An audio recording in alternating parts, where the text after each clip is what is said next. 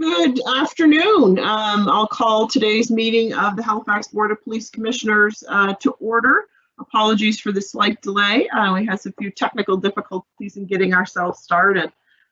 So as we start each meeting, I'd just like to acknowledge that we are in Mi'kma'ki, the unceded territory of the Mi'kmaq people. What I'll do is just run through each of the commissioners to make sure we have the audio and our video working and functional. Carol? I'm here. Great. Carlos? I'm also here. Great. Lisa? I'm here. Is this the time to do community announcements, or we'll get to that in a second? We're coming there next. We're just making sure everyone can hear and see. Perfect. Tony Mancini? Hi, everybody. Present. Great. And Lindell? I'm here. Perfect. So first up on the agenda, community announcements, and I think I'll forego the regular order and go right to Lisa Blackburn, as she seems to have some community announcements for us. No, just wanted to send a big shout out to a member of the Lucasville community, Bruce Bartow, who in support of the Terry Fox Run, or the reimagined Terry Fox Run for its 40th anniversary, he ran 100 kilometers looping through HRM on Thursday with his wife, who cycled the 100 kilometers next to him, raising money in support of Terry Fox Run. So just wanted to shout out to Bruce Bartow for his efforts in the community last week. Thank you. That's tremendous. Yeah. I couldn't drive 100 kilometers. I couldn't drive 100 kilometers in that distance, so good for him. Are there any other community announcements from the commissioners? Tony Mancini? Good afternoon, everybody. With the pending storm, just want to remind everybody to make sure that they're prepared. I think we all know what we should be doing, but making sure you have supplies and making sure your vehicle's gassed up, make sure you have cash, actual cash. Check on your neighbor before the storm, check on your neighbor after the storm. Make sure you have access to, if possible, via your phone with internet or your radio to find out about announcements. EMO is in full force. They've been preparing for this for the last couple of weeks. We're very fortunate at HRM. I think we have some of the best EMO services in the country. So they're hard at work, and Deputy Mayor, she'll be involved in that also. So everyone be safe. Right. No, that's a good reminder. And there's lots of great information on the HRM EMO site, as well as the provincial EMO site, if people want some more sort of specific recommendations as they get ready. Thank you, Tony. Carol? So I just wanted to mention that Saturday, with all the cash that you've got in your pocket for hurricane preparation, tropical storm preparation, you can then go to Gottingen Street for the Take Back Gottingen. And this is the third weekend. There was July, August, and now September.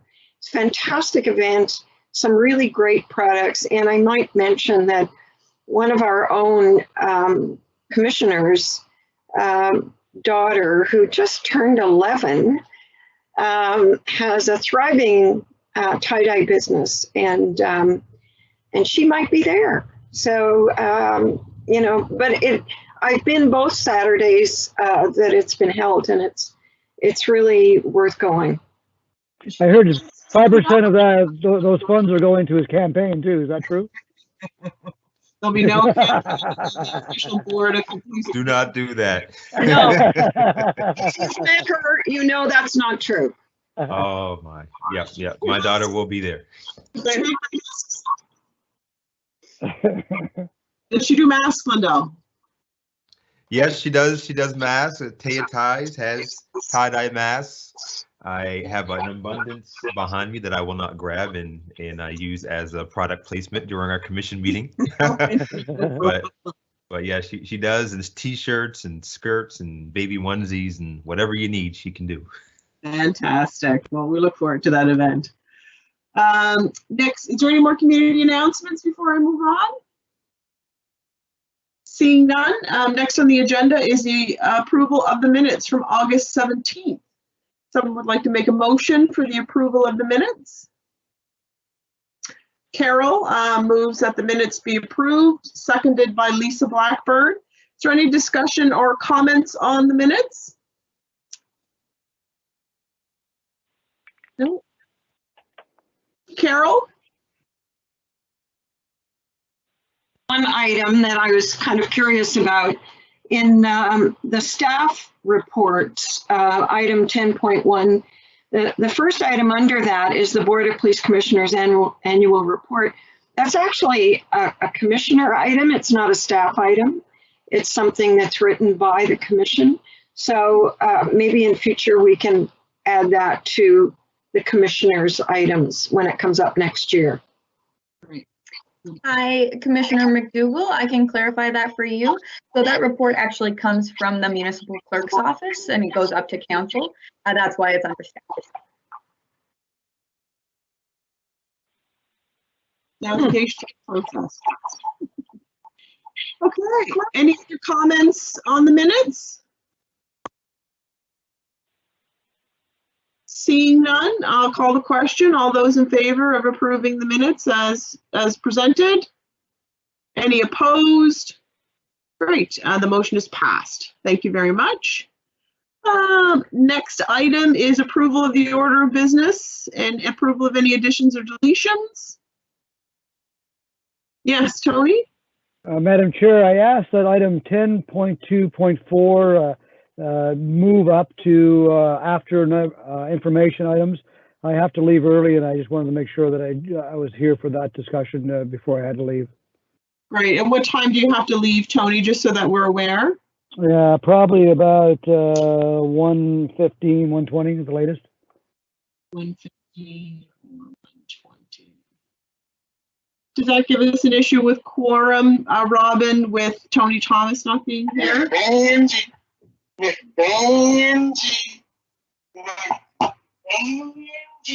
Robin? Sorry, I was a little thrown off by the noise there. No, we still maintain quorum. Okay, great. So move that up. Perfect. Great. Thank you, So Madam Chair. not a problem. Sorry, I just lost my place in the agenda as I was trying to find that for you, Tony. So just give me a sec to scroll back up. There we go. Next item is business arising out of the minutes. So just one thing I wanted. Sorry to interrupt, Commissioner Borden. We do have to vote on the amending the approval of the order of business. Right. So do we have a motion and a seconder and then an approval?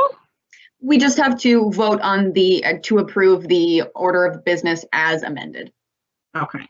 So do anybody opposed to the amendments to the order of business? Everyone's in favor? Great, we'll consider the change amended. Thank you, Robin. For number 5, business arising out of the minutes, I just wanted to provide some clarification around the timing around the purging of the street check data. I noticed there was a tweet from the office, the Privacy Commissioner's office.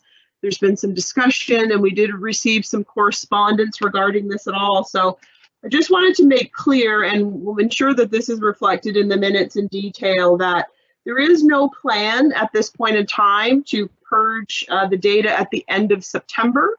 If you do recall from the last meeting, we had some discussion about due to the low number of requests that we received from residents for street check data, that there was a need to do some work to look at how that information is out there and how that's communicated, and to have community input into that process. So I just want to confirm that what we've done is placed a moratorium on the purging of that data for now. There is no defined date at this point in time. Councillor Smith is working with the RCMP and HRP and communities to sort of develop an action plan, just to clarify some of the steps in the process and look at some ways of perhaps better communicating. And there will be community involvement input into that plan as well. So just wanted to make it clear that there is no timeline been established for the purging of the data. That timeline will be established once we understand what the plan will be go forward, and have an opportunity to see if that does impact the number of requests that we're getting. So just wanted to make sure that that was clear and restate that for everybody. There wasn't anything else, Robin, for business arising out of the minutes? Madam Chair, no, there's none. Great, thank you. Call for declaration of conflict of interest. Any conflict of interest to declare for today's meeting? Seeing none, that's great. And correspondence, consideration of deferred business. Robin, was there any deferred business? Madam Chair, none that there's not already on the agenda. Perfect, thank you. And then on to correspondence, petitions, and delegations. Were there any correspondence received for the board? There were 3 pieces of general correspondence that's been received, one which is included as an information item. All correspondence has been circulated to the board. Great, thank you very much. And information items brought forward. Are there any information items brought forward, Robin? Madam Chair, no, there's not. Okay, great. So now we will proceed to 10 point, sorry, I don't remember the 10.2.4 as per Tony's request. And what I'll do is I'll turn the chair over to Carol at this point in time.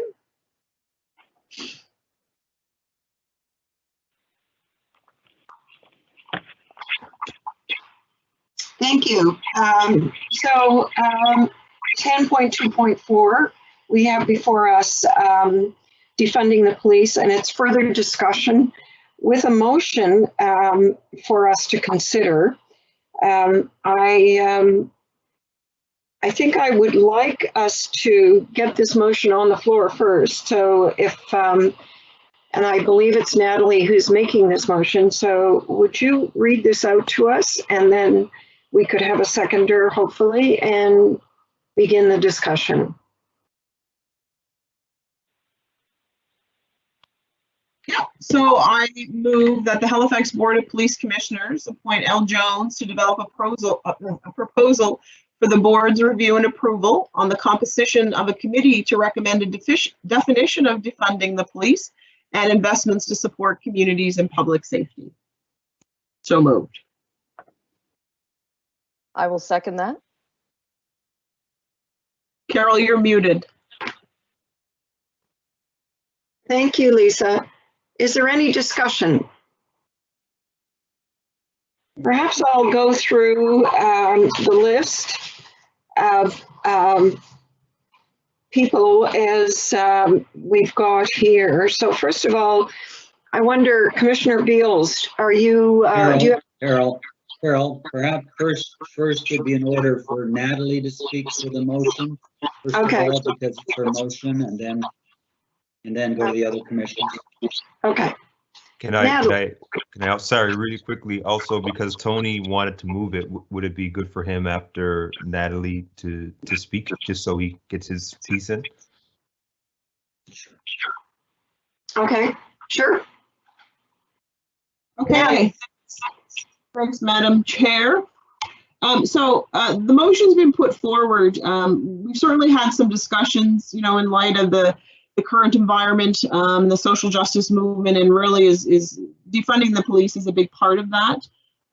My recommendation to appoint L. Jones really comes from her work as a community activist. She's certainly well known in the community for the work that she does from a justice perspective, as well, is well recognized for speaking on these issues and really has a presence.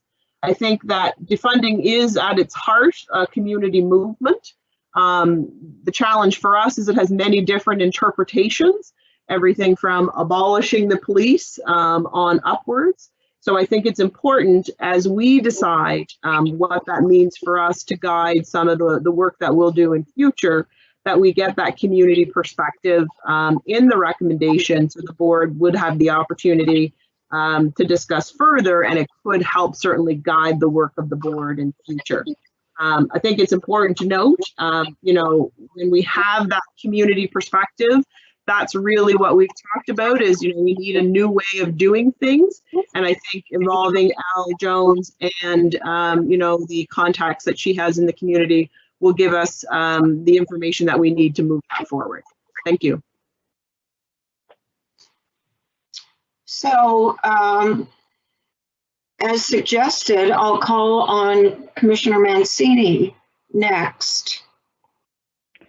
Thank you, Carol, and good afternoon, everyone. And thank you for allowing me to move this up on the agenda because I have to leave. The first question was actually answered. The chair answered how did it come about that Ms. Jones was asked to take on that role. Thank you for answering that question. That's fine. I'm looking for some clarification on developing the proposal to review the composition. So how do we determine who will be part of this group? Does the commission have a say in that? Is that simply if Ms. Jones is the person leading the committee? Is that who's deciding? Are we permitted to put suggestions forward on that committee? Just trying to understand how that works. And then I have one other question after that's answered. Thank you. Yeah, so the plan for that would all certainly be recommendation based. So she would go away and look at what the composition of the community would look like. That would come back to the board for discussion, as would sort of the process that would be followed. So at this point in time, it would be, you know, the approval of her role in leading this, but all of that information would come back to the committee, to the board in the form of recommendations that we would have the chance to have an input on. So we, as a board, need to approve that committee. Yeah. Is that correct? My last question, thank you for that. My last question is, I still would like to know, I'm getting lots of feedback. I don't know if people can put their everything on mute. Thank you. I'm still getting lots of inquiries as I originally asked the origin of this motion that started that Commissioner McDougall made the amendment to involve the committee.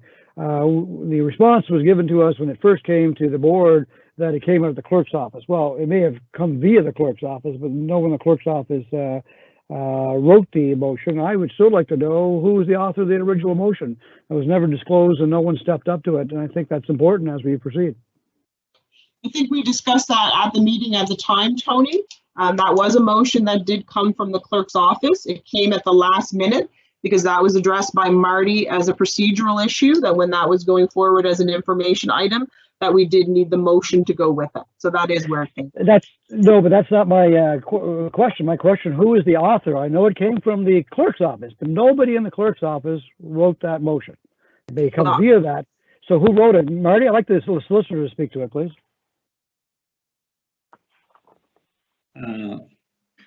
I didn't write the motion. I don't know who wrote the motion. The only thing I knew was that it came through the clerk's office. That's all the information I have. Marty, isn't that something that any motion, we need to know who's the author of the motion, whether it's a committee or council? Do we like to know who wrote it? I don't understand why people are reluctant to speak up if someone wrote that motion. Someone wrote it, and it wasn't someone from the clerk's office. Well, I think procedurally, that motion in effect was dealt with. The board dealt with it. The board dealt with the amendment. The board is dealing with the issue, and the board now has the debate on the current motion before it. So I think I don't have more information on that. I think events to some extent have overtaken it. That specific motion was not approved as it was, and then the board adopted the motion that it currently has before it.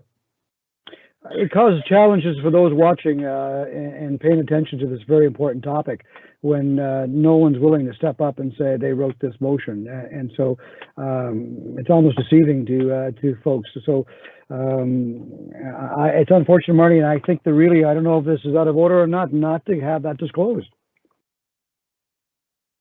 Well, I think it's not a legal question at this point. So, you know. Procedure. So somebody from the clerk's office speak on it? Well, I think right now, I mean, I defer to Carol, who's acting as chair here, but the, currently you're debating the motion that's before us. I think if there's inquiry with respect to that, I guess the other thing, you should direct it to the chair and see what response you get from the chair. Thank you. I just want to be notice that I am displeased the fact that we can't have the author of that motion come forward. Thank you, Marty. Madam Chair, floor is back to you. Thanks for your comments, Commissioner Mancini. Is there anyone else who would like to speak on this motion? Lisa. Thank you. And I have it's actually just a question, because I'm, this committee is sort of following a different path than the committee that was struck, the Cornwallis committee. And I'm just wondering, why are we using a different process for this? And, to be very clear, let me be very clear that this is nothing against the individual who is suggested in the motion to lead this committee. It's just that when we struck the Cornwallis committee, we didn't have a name of an individual and then just let that individual populate the committee. It was the clerk's office that did it. So I'm just wondering, is this the same process that we used to strike the Cornwallis committee? And if not, why? So that one was a standing committee, and there is direction under the council committees that talk about how a standing committee is set up, but it does allow some leeway for the chair role to deviate from that if required. So the reason why we're not following that process is in the interest of timing. I think, a lot of time has passed where we've had some inaction, which I'm not really sure why.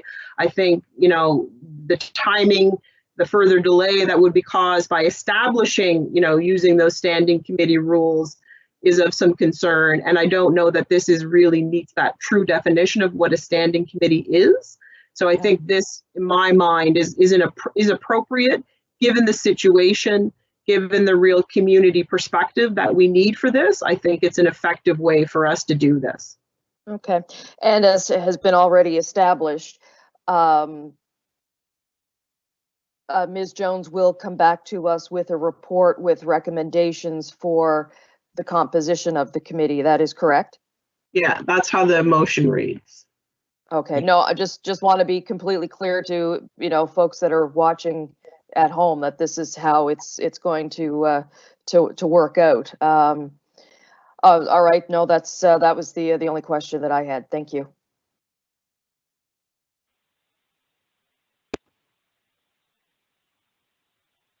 Commissioner Smith, do you have any comments? Yeah, sure. I'll speak really quickly. So I guess the clarification for me for this is twofold. So, I still have concerns with the committee overall as in general, and I spoke about it at the first meeting, so I won't go down that there. So we're here today. It was approved by the commission, and I'll move forward as a team player. My question, one of my questions is, when I read an article on the weekend or last week, actually I think it was Friday, when the agenda came out, it was mentioned in the article that Ms. Jones wasn't aware that this motion was coming. So I'm just wondering if what was the communications through the city that would have either informed that decision, or what happened between, I guess, now at the commission level and when it was first approved, in the discussions that happened with Ms. Jones. Yeah, so I had an email from Ms. Jones after the meeting where we revisited the motion, and she had expressed some concern that she was out of consideration for the committee. And what I had responded to her was that due to a process issue, we had to rediscuss the motion, that certainly the proposal was not off the table at that point in time, and no decision had been made on the how. It was simply a rediscussion of the motion to address the process issue.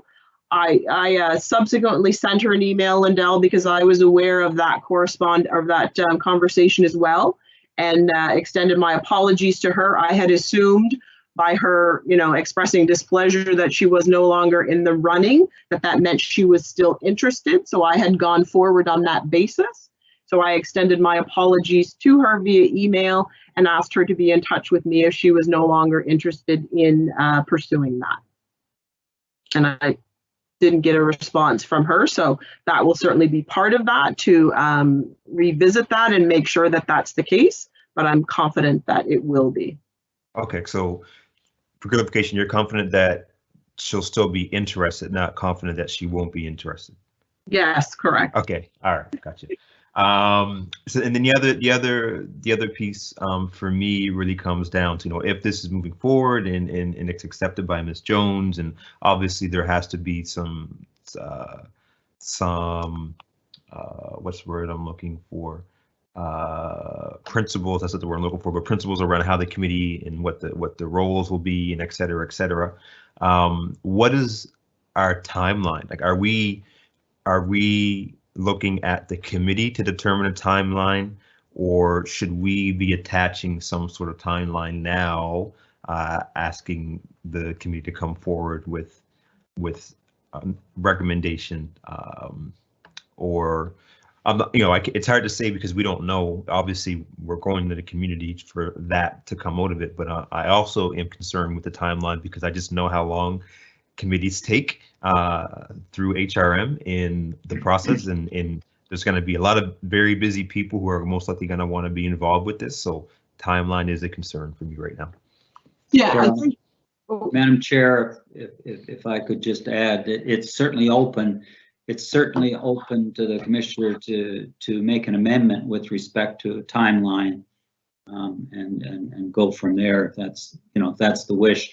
And it could be done in two ways. It could be requiring them to report back with the proposal within a certain timeline, or to report back on the progress at some point. Either's an option for you.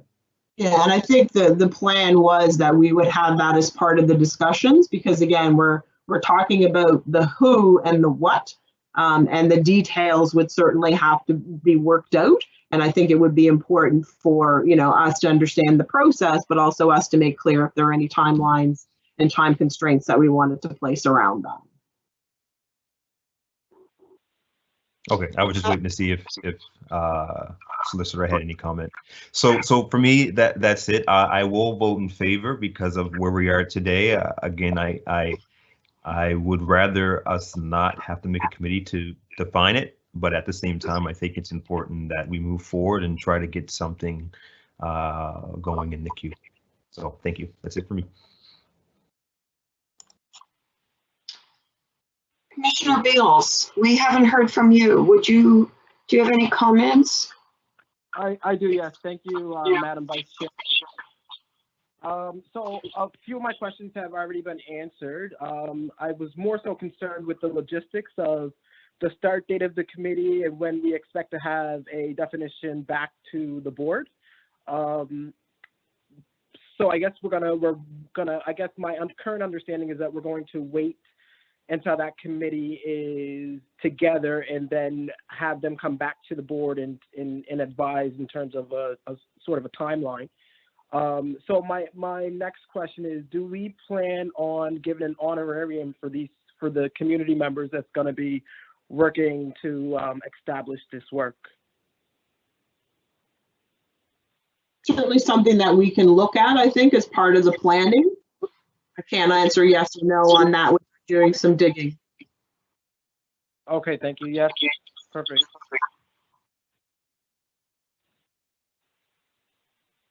Any other comments? That's it? That's it.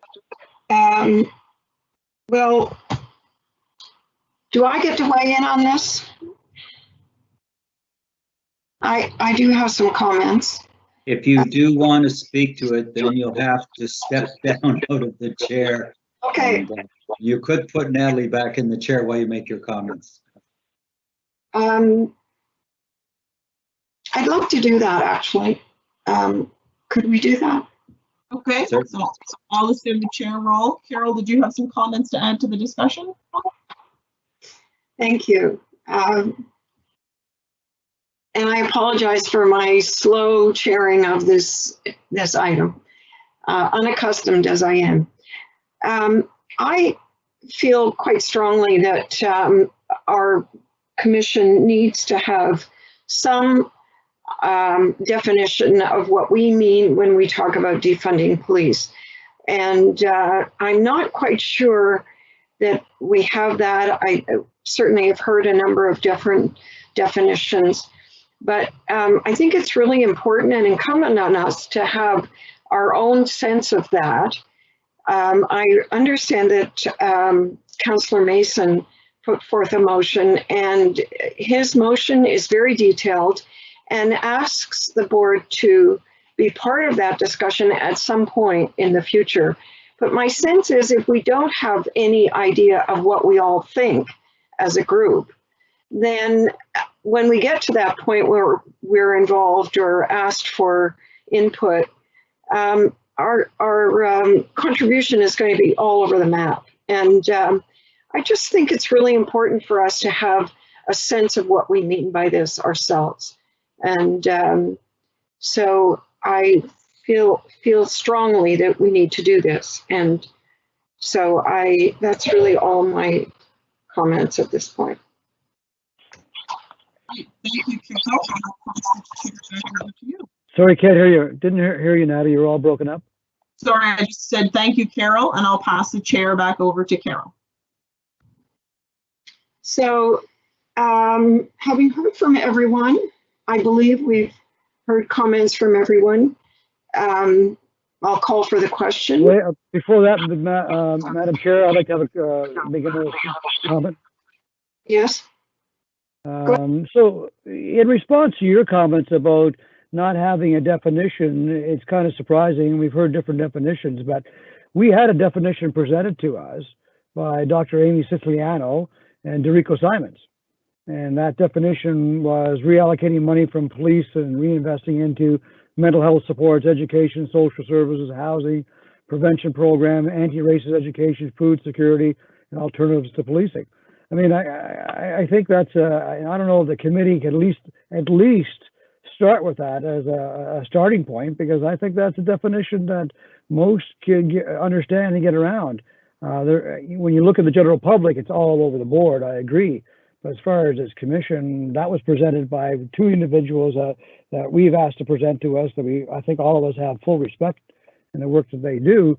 So there was a definition presented. And I think one of the reasons why initially I wasn't in favor of creating the committee, because there was a definition. So I just wanted to state that before we move forward. Thank you. Thank you.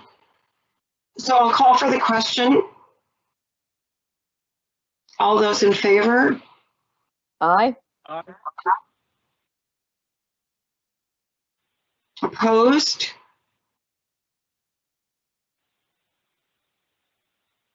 Hearing nothing from anyone about an opposition, I think this motion is carried. Robin, were you able to do a count on that? Yes, that was a unanimous vote for approval. Thank you. And I'll turn the chair back to our chair, Natalie. Great. Thank you very much, Carol, for moving that forward. So we'll return to item 10.1.1, which is the Board of Police Commissioners Annual Report for 2019. There is a motion attached to this. If someone would like to make that motion.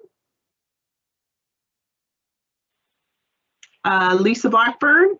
All right, 10.1.1, I move that Halifax Board of Police Commissioners 1, approve the 2019 Board of Police Commissioners Annual Report as presented, and 2, direct the approved 2019 Board of Police Commissioners Annual Report to be forwarded to Halifax Regional Council for information. I so move.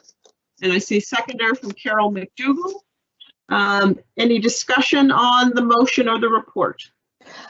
Just a quick question in reviewing the report. was reminded, well, I didn't need a reminder, I always knew, that I had signed up to do a number of things back in November when I first got on the board. And then, of course, we were sidetracked.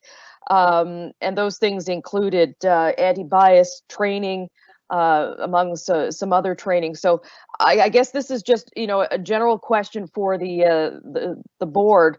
I want to be able to move forward with planning that, but wonder if it is the desire of the board to do those programs in a virtual format. Would you prefer to wait until we can meet and do it in person?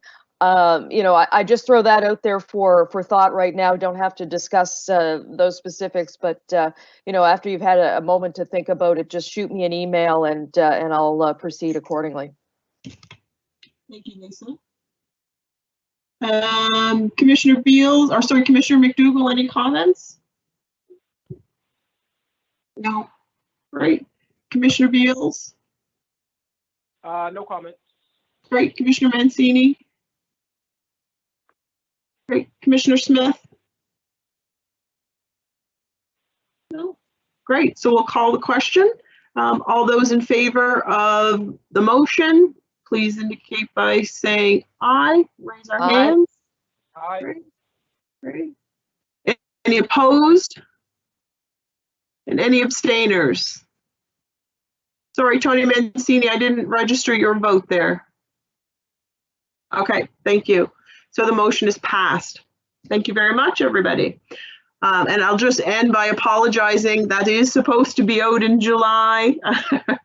Certainly with COVID and everything that is going on, we were a little bit behind schedule in making sure that did get out when it traditionally did. So apologies for that, but glad to have that item crossed off the list of to do for this year. So very good. So the next item is 10.1.3, which is an overview of cadet training. So we're going to have two presentations today, one from HRP and one as well from the RCMP. So what I'd like to do is turn it over to Chief Kinsella to introduce his speaker and the presentation. Chief.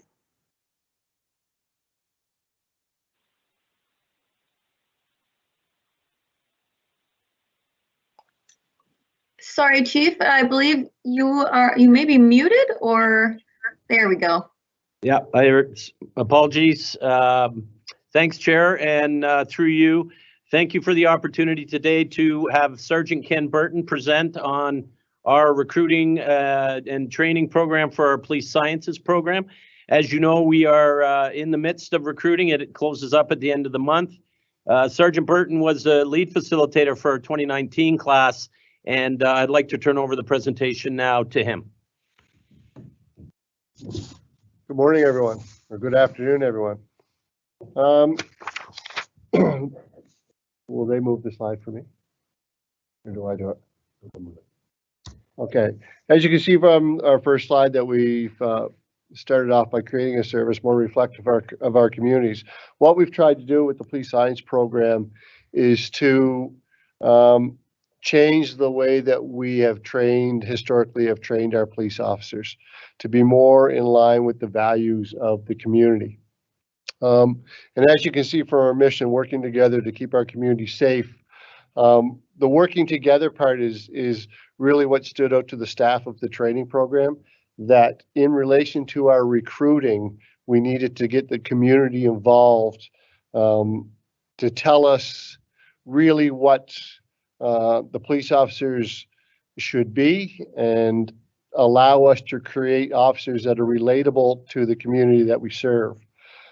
Historically, we have set our own kind of goals and ambitions around what we wanted our police officers to look, and we're listening now that historical image of a police officer needs to change. And for us to change our organization truly, I believe, as being in training, the way that we can make our greatest impact is through training of our new recruits. So what I've done is I put a presentation together that talks a little about where we came from and where we're going, and some practices that we're trying to put in place in relation to our training and our. So we will move to the next slide. And this is an overview of the program that we created the beginning of 2018. This is where this really started. And we tried to sit down as a staff and identify some things that will help us move forward and move our department forward. Some of these things, and I'll just touch on them all. I won't get into everything that's on the slide, but what it results in is a certificate of police sciences. And we approach the Department of Labor and Secondary Education in relation to getting our program recognized and to get our school recognized as a private career college. What this was important for was it allowed us to then reach out to one, financial institutions, and two, the provincial and federal governments to get us funding for our students to come on the job. One of the biggest things that we heard from the people in speaking to them in relation to recruiting was the cost, a couple things, cost of the program of going away. And the second one was a residential training facility that was out of province. So we created a 38-week program, 28 weeks, which is classroom, and 10 weeks, which is on-the-job training. And we put a $10,000 tuition on that was all-inclusive. There was no extra funds that was required from the students. The biggest thing that allowed us to recruit from our community was the off-campus living. So when we set kind of a goal, and I'll tell you a little bit about myself, that I am the father of 3 daughters. And so I was very passionate about us creating a program that we could have 50% males and 50% females in our class. And for us to try to recruit mothers and then ask them to move away from their family and their children for 10 months to PEI wasn't a realistic request from us.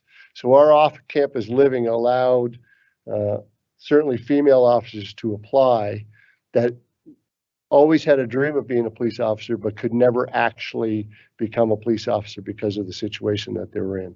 So our training facility was built and created and is located at 2 Chapman Drive over in Dartmouth. And then we got together once we kind of addressed some, and I'll talk about some of our recruiting tools later on in this presentation as well. But once we were satisfied that we were moving in the right direction with our recruiting, then we started to look at the curriculum and the people that would be teaching it. So as you can see in the slide there, in relation to the diverse instructor team comprised of active police officers and experts in the field, it allowed us to go into the community, and it allowed us to get community leaders and community subject matter experts to come into our school to give us current, up-to-date, and relevant information to actually being a police officer in the HRM. And as you can see at the end, it was a core team comprised of myself, a sergeant, I had a training constable assigned to me, and we had a training curriculum consultant. We'll go to the next slide. So what we did with our curriculum, we set a goal of training our officers, and we focused on 0 to 5 years as a patrol officer. Historically, we have taught search warrants and orchestrating lengthy paper flow that really isn't part of a new officer's toolbox that they need to rely on. So what we did is we focused on 0 to 5 years. And as you can see here, we've broken it down into 11, and I'll touch on a few of these. Our orientation to HRP, which is important to the program, allows us to implement not only HRP's goals and values, but HRM's goals and values.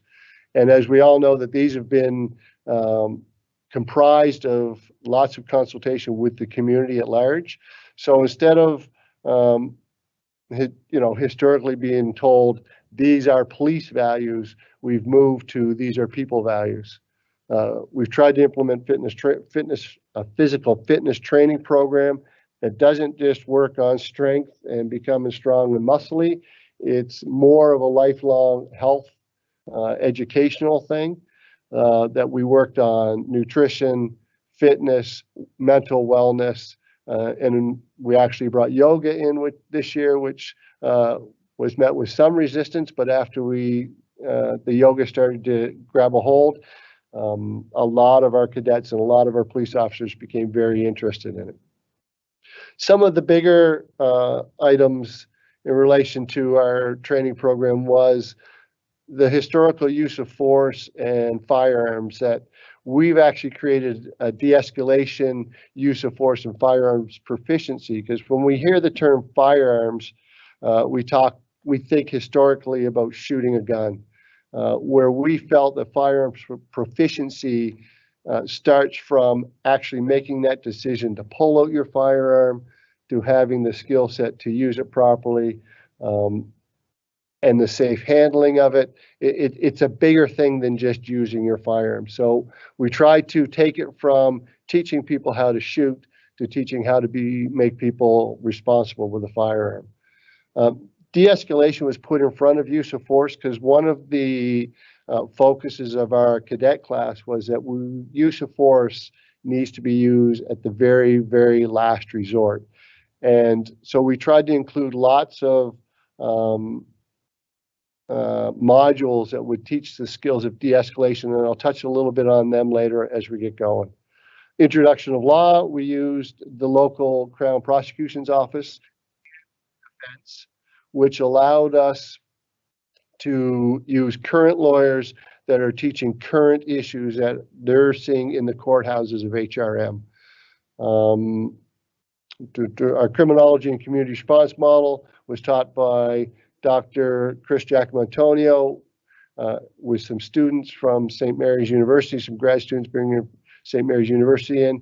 And one of the most interesting and well-received part of that model was that they brought in speakers from the Seventh Step Society that had a huge impact on our cadets.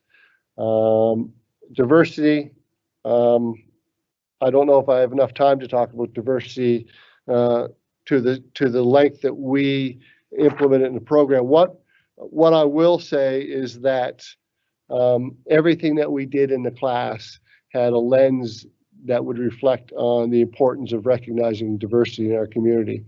The nicest thing about us hosting our own class too is that we are working in HRM. We are hearing what's going on in HRM. We're hearing the community of what they want in policing in HRM. So that allowed us to work in our diversity program in real time, if I can use that term. And I have a 2-page document here that I had submitted earlier to Superintendent McCombs in our organization that broke down everything that we use for de-escalation and for diversity training. And I don't think that we have the time for me to get into that. Let me see if I'm missing anything here. I'm going kind of quickly as I'm a little nervous.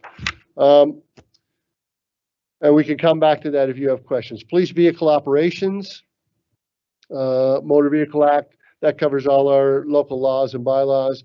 Police communications, which when you look at that, that's not communication skills of the police.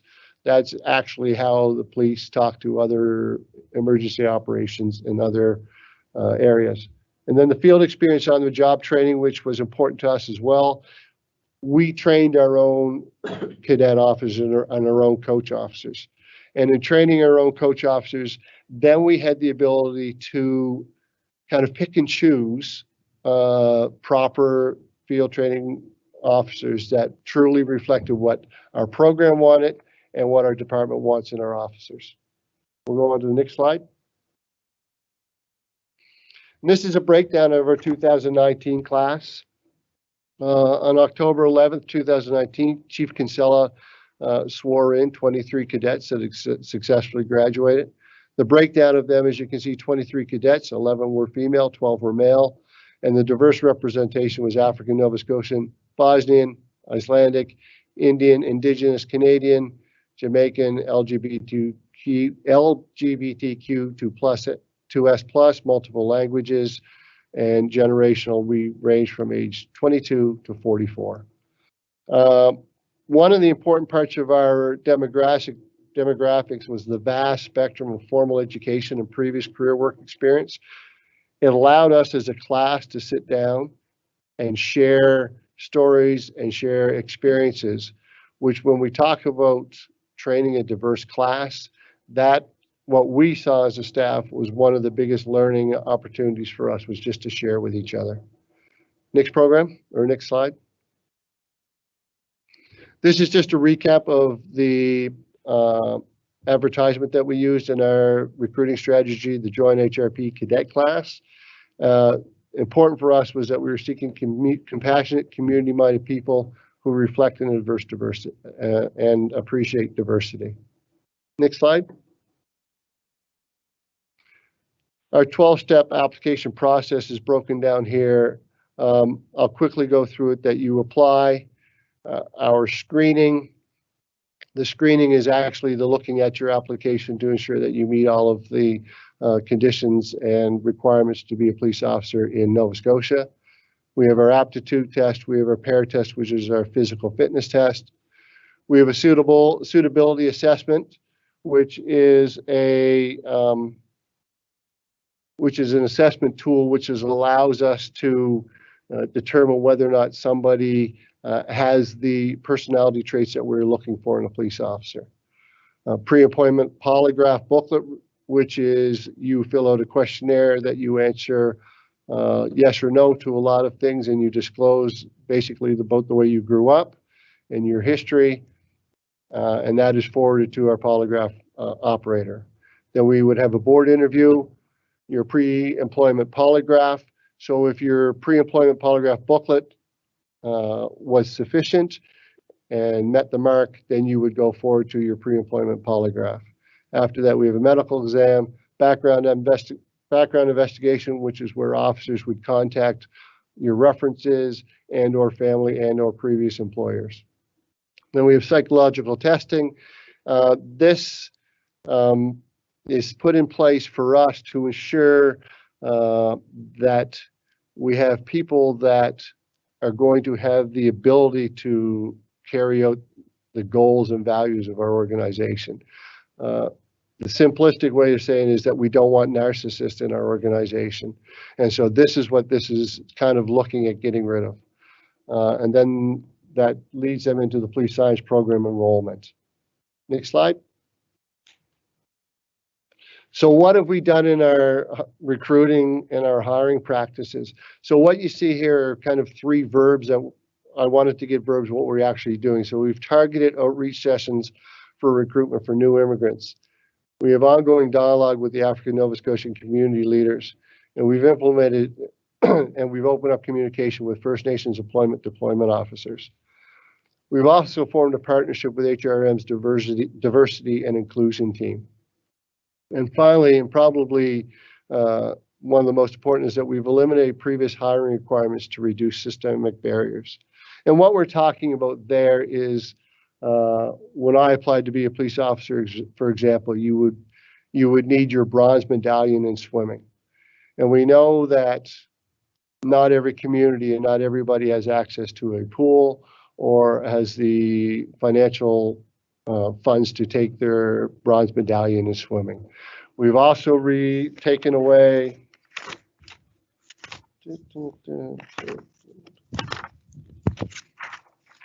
first aid and CPR, because now we teach them in-house. So there is no cost to you to come into our training class and having to pay that money, put that money out. And we've also historically, you had to come in with your own psychological and medical testing, and we take that responsibility on now. And next slide, and that would be my presentation to you. I'd like to thank you for listening. Great. So thank you so much. We'll now entertain some questions. Carol, did you have any questions at this point in time? No, thank you very much for this comprehensive overview. It really is good to know the different steps, and I'm particularly interested to hear that you've removed some of the barriers that could prevent someone from signing up. So it's good to hear. Thank you. Carlos? Thank you, Madam Chair. I do have a few questions. Thank you so much for that that presentation. Just one of my questions is there any follow-up training post completion of the cadet training program? And what might that look like? Yes, there is. So post completion, in the first year of your employment with HRP, you're on probation. And at 3, 6, 9, and 12 months, you are called in, and your NCOs and your your NCOs, the sergeant that is responsible for you when you come to work, and the officers that you're put with, they put a report in, and every cadet, new officer, had to come back and meet with me, and we went over those reports. And we used it 2 things. One, we did a check-in to see how they were doing in relation to their new way of life. And 2, we addressed any issues that were identified by the coach officers and or their NCOs. Okay, perfect. Thank you. And now another question is how are recruits being trained for like cultural competencies in terms of are cadets being screened in terms of whether or not they might possess biases, and how might, like, what does that test look like, and how might you go about doing something like that? Yes. So, and I skipped over a little bit of our suitability assessment, but the suitability assessment has been put in place, and part of that assessment tool will reflect on a person's internal biases, and it addresses a number of issues that some of them are the ability to take supervision, some of it is to work well with others, but really what it wants to do is identify internal biases that they might come to our organization with. Okay, and so is that just a few questions? Like, is that or is there like a thorough background check? How is that? Like, is it a questionnaire or is it thorough background? So through you, Chair, Commissioner Beals, it's thorough background. It's also the questionnaire. It's actually a screening tool that is new for this year. It's in addition to psychological testing and all the other testing that we do, and it's heavy on filtering out bias and being able to identify those traits that might not be suitable to be a police officer. Sergeant Burton mentioned it is part of the larger suitability process. The other piece to that is, so that's coming in the door. If you are identified as not having the appropriate suitability, the appropriate attitudes, the appropriate awareness or cultural sensitivity, then you won't get through the door. Number 2 is that testing goes on for the entire 28 weeks of the course. And there are regular check-ins, regular testing, monitoring, evaluations that take place on behavior through scenario training, and even all the way to the firearms portion that the sergeant talked about earlier. So we're moving in that direction. The other piece of this training is we always evaluate during the course, and we can tweak as we go along. And we also evaluate post-course to see where we should go in the future. And you'll know, Commissioner, that part of this screening tool was brought forward by the board and informed by Wortley and informed by the community. So it's all kind of coming together with this latest piece of screening that we have in place. Absolutely. Thank you. Thank you so much. My final question is, I know in the past, people that may have been cannabis users may have impeded their ability to be a police officer. Are there still questions, or if somebody had used cannabis prior to the legalization of cannabis, if they've used it prior, are they still in good standing, or are they not able to, like, does that disqualify them from the continuing in the process, or has that changed, or what could you tell us about that? Yeah, Commissioner. So it is still certainly a restricting factor. If you've got a criminal conviction prior to any changes in the law, the conviction still stands for that that particular offense because it was against the law at the time. There are avenues that people can take to get pardons and those kind of things. But currently, if a law was broken when it was a law, it's still considered to be broken, subject to any pardon that might be attained. So what if an individual had not been charged with any offense? Let's say they were just a cannabis user prior to the legalization of the Cannabis Act. Are they still able to apply, and does that hinder their overall success? They're certainly able to apply, and the requirement is around a criminal conviction, whether it be for drug possession previous to drug law changes, impaired driving, any of those things.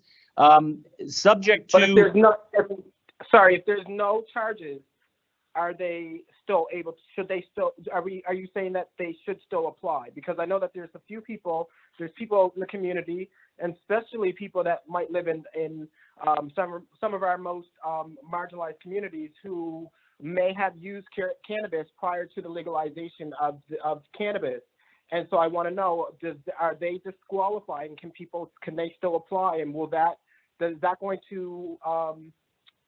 is that being held over them? Like, are they going to be able to have a fair chance at being a police officer? Yes, the short answer is yes, but I'll just give you a little context. Part of the suitability process, part of any of the background information that we do is looking into lifestyles and some of the things that people may have participated in the past. So the short answer is cannabis use or admission of cannabis use does not in itself prohibit you from applying. So I would encourage anyone out there from any of the communities that are contemplating applying, please do. And then they'll go through the process and have equal opportunity. Awesome. Thank you so much. That's all for me. Thanks. Thanks, Carlos. Lisa Blackburn. No questions from me. Just thank you very much for that very comprehensive presentation. I've got a greater understanding now of how that process works. So very much appreciate that. Thank you. Great. Thanks. Commissioner Mancini. Thank you, Madam Chair. Sergeant Burton, thank you very much for the presentation. I'm now going to be late for my next meeting because I wanted to hear your presentation. It was very informative. Thank you. And I want to take this time to thank you for your service, Sergeant. I've got a number of questions. First of all, I have a challenge here. I want to challenge Commissioner Smith to take the pear test with me at some point in time. So, Sergeant, you can make that arrangement, can you? I'm sure. So I look forward to that challenge, and we'll have lots of video of that too at some point in time. I'm going to start a pool on that if anybody's interested. So $10 buys you in, and we'll talk about it. Sounds good to me. Again, a whole bunch of questions here. Some of it is about the training, and some of it is about recruitment, if I may, Sergeant.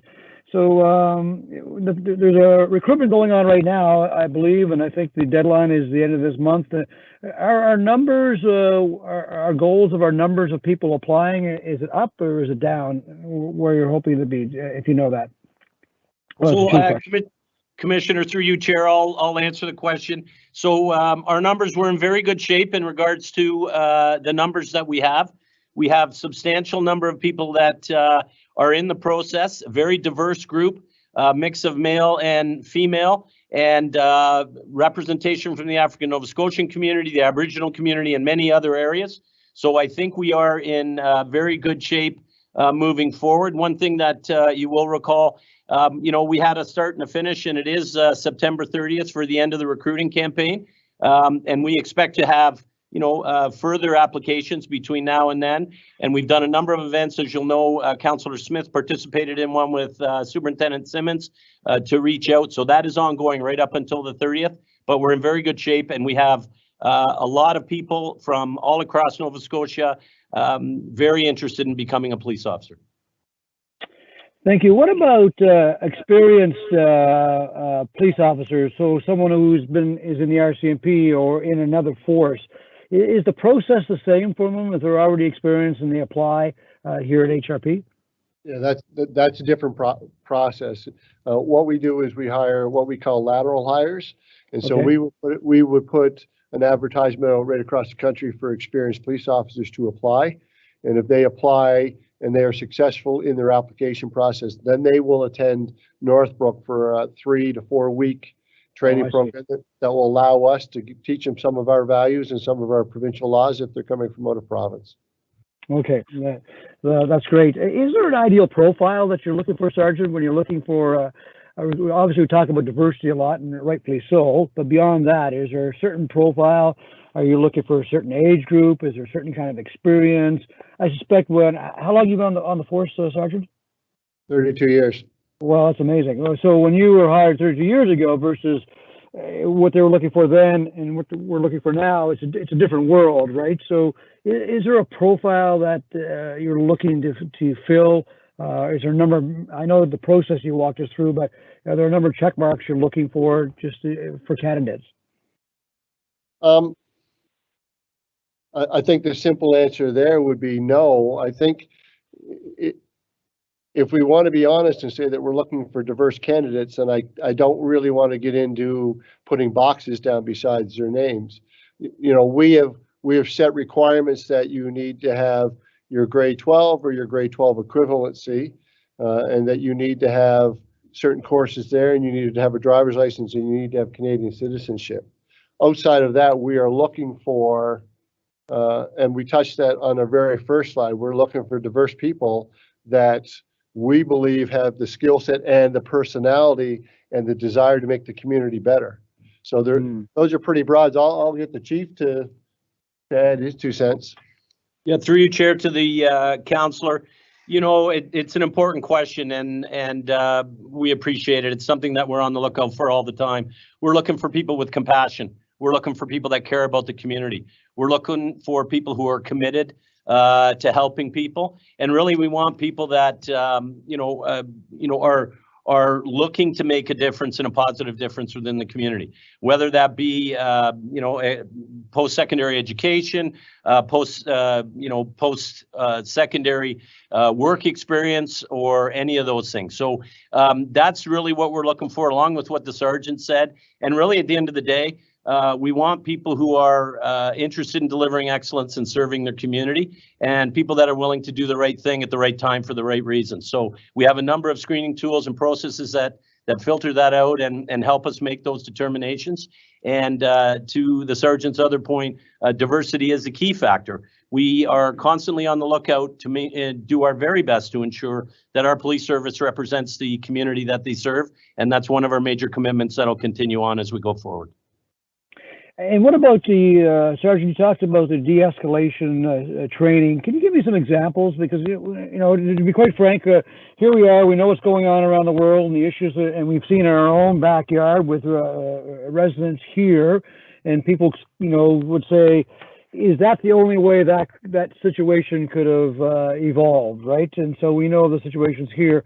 Can you explain to me, just give me some brief examples to help me understand what that de-escalation training may look like? Okay, I'm going to start it off by saying this, is that we're very aware that the world is changing and the role of police officers are changing. So our program, when we started our program, to say that we had de-escalation modules, that's an understatement of the way that we ran the program. We ran the program that 38 weeks were a de-escalation exercise. That the historical way of teaching police officers and training police officers, where if you messed up and you got down and you had to give 100 push-ups, and that was the general military style of policing, has evolved. We use adult learning principles, which means discussions. We bring in modules that are actually around getting to solving the issue before we have to go hands-on with somebody. And that has been in everything that we have done.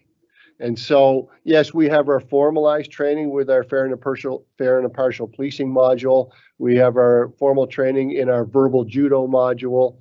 We had our formal training in our Milo training, which is a simulated training with video that you have to talk people down. We had formal aspects of that, but every single day we had discussions in our classroom.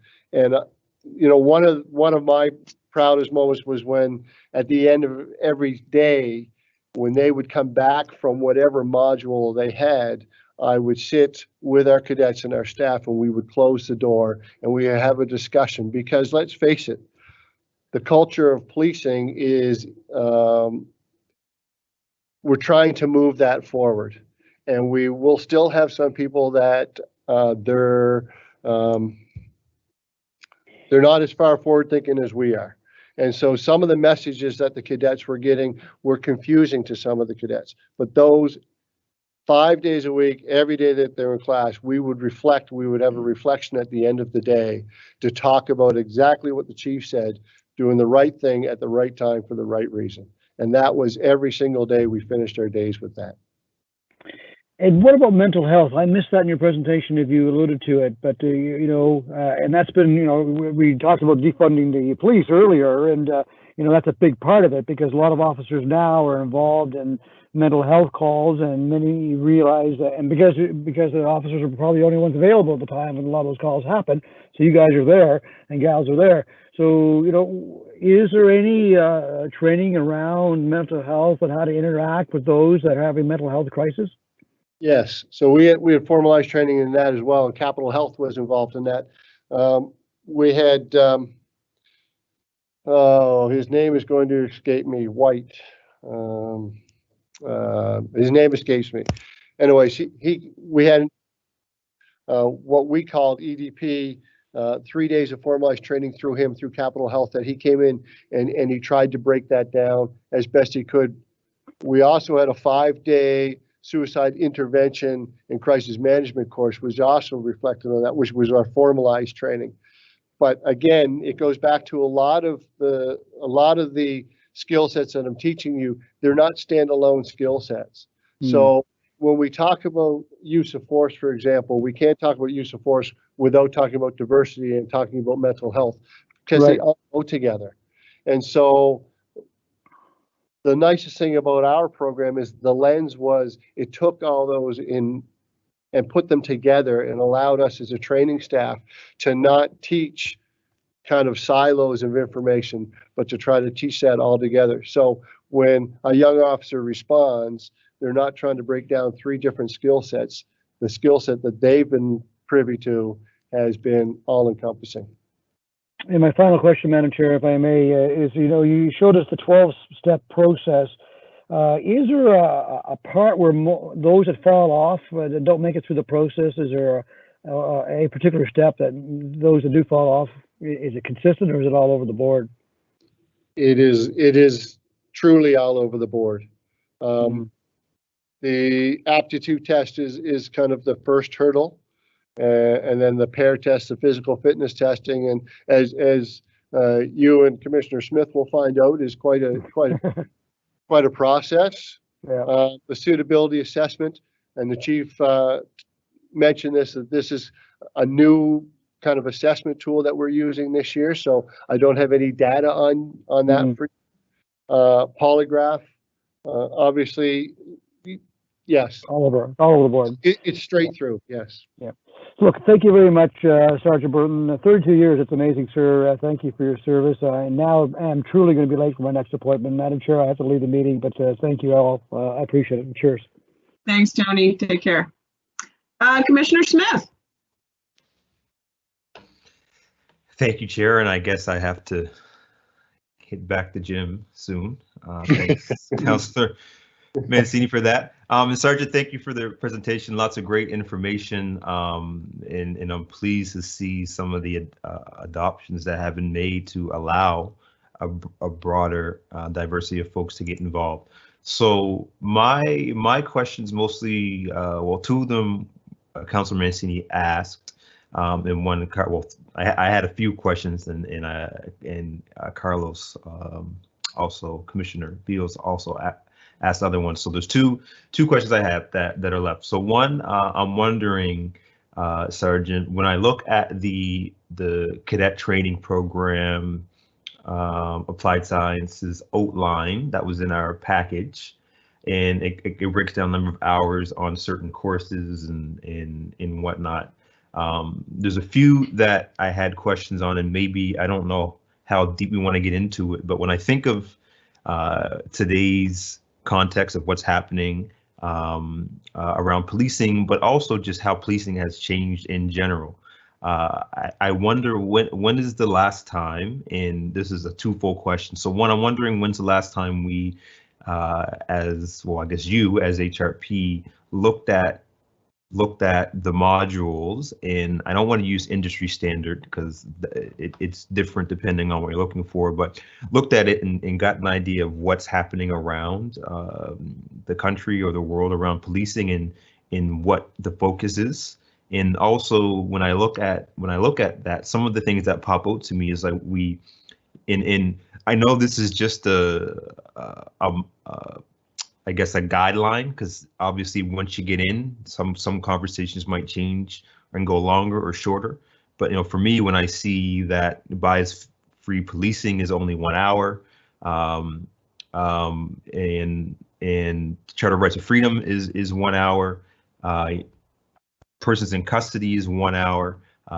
Some of those things, especially we're thinking about the issues that we've had in the past when it comes to persons in custody. And then we have other aspects that are longer. I know how important note taking is, and that's 3 hours. But we'd also want to, for me, I also would want to link in how important it is to know folks' Charter of Rights and Freedoms while they're taking notes, because we know that street checks was an issue, and sometimes data was being collected when it legally wasn't supposed to be. So I'm just wondering, are these modules being reviewed, and if they are, what is some of the ideas of how to review it? And the other one that I had a question directly about was the community justice forum role play, just an idea of what that looks like and how that plays out, and everything else has already been addressed. If I can jump in, Chair, I think Commissioner, I think you're speaking about the RCMP layout and not the HRP one. Oh, is that the RCMP? Because it didn't have RCMP or HRM on it when I was looking. Yeah, I think that's ours. So if you wanted to hold your questions, and maybe we can answer those after. Okay, sure. Well, I guess on the flip side, because this was RCMP and I didn't know because it doesn't say on the sheet, but I'm wondering, do we have something similar to this? So we do have something similar that was put in our application process to the Department of Justice. It is not as detailed as that, but it does break down hours of modules. Got you. Can that and maybe I missed it, can that be shared with us? I would say absolutely you can share it, but okay. The thing with sharing it with you is that, and the chief touched on it, that is constantly evolving. And right, so, and that was my question. Yeah, okay, right, gotcha. The 2021 class, those hours from the 2019 class are going to look different because of the things that have taken place in the world over the last 2 years. So okay. those numbers will change, but I'll give it to the chief. So just a quick update, Commissioner Smith, and through you, Chair. All of our training is informed by the Department of Justice, and we follow the plan set out from there. Most of it is, it's not absolute. It says, you should do so much on such topics. Where we are evolving to, and we are getting there, particularly with this new program that's coming in 2021, is to say, and Sergeant Burton alluded to it earlier, in regards to diversity, everything is put through a diversity lens. Everything is put through a Charter of Rights lens. Everything is put through a de-escalation lens. So whether you're, and there is specific, more intense topics for certain areas, whether it be diversity or whether it be handcuffing or whatever the case is, prisoner transport, whatever the case is. But what we try to do is overlap and cover off everything. So if, and just go back to, de-escalation, and de-escalation is not going exactly as planned. And it all starts with tactical communication. It actually starts with officer presence, tactical communication. You're having the conversation. Who are you having the conversation with? What do they look like? What signs and, behavior are they exhibiting? It's all of those things, and how does it all tie in together? So we can share some more of that as we go forward. But I think it was important just to let you know that that's kind of the lens that we're putting on all of our training moving forward. And if I can just jump in for a second on that, because I think your question, and I don't want to certainly put words in your mouth, but are we evolving with the way of the world in relation to our training? And the answer to that is yes. With us having our own in-house class, if something happens overnight, we can address that the next morning, and we can look at changing our training on the spot. So that's a real selling point for this program. Great, thank you. Linda, I think there was another part to your question. Oh no, that was RCMP. Sorry, Yeah, see, yeah, I made some mistakes. Lisa, I'll come back to you. I just had one question myself, just regarding the diversity training. Can you speak to who's doing sort of the formal and informal part of some of that cultural competence and diversity training as part of the program? Could you just say that again? Sorry. Great. Just wanted to know who you're using as external resources to contribute to the cultural competence piece and the diversity piece. Chair, I'll just jump in on this piece. So we have a lot of input from the community. We also have the diversity and inclusion from HRM. We have, notable members of the community that are assisting. I won't go through all the names, but I can tell you that not only do they come and facilitate sessions for our recruits, but they also participate in the guidance of what the lesson should be. So that is always constantly evolving, and there is good participation across the board. Great, thanks, Chief. Lisa Blackburn.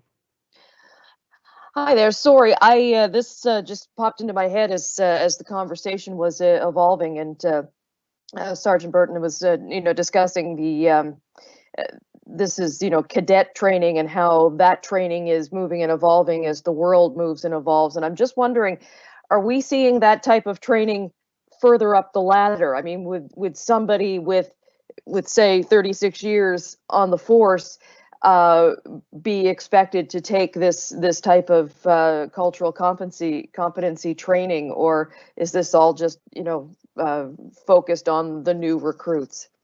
And I think yes, I think that's a kind of a twofold question or comment for me, I guess, if I can, is that for us to move to the right direction, it's obviously it's a generational thing, but we do have to address issues today. So we have what's called block training, which during block training, issues that arise are addressed in our annual block training, which is usually in the spring when all of our people or most of our people are here, not on vacations. And so it's mandatory training that they are brought in off the street, and we try to address any issues that have come up in that last year. All right, thank you. Any other questions for Sergeant Burton or Chief Kinsella at this time?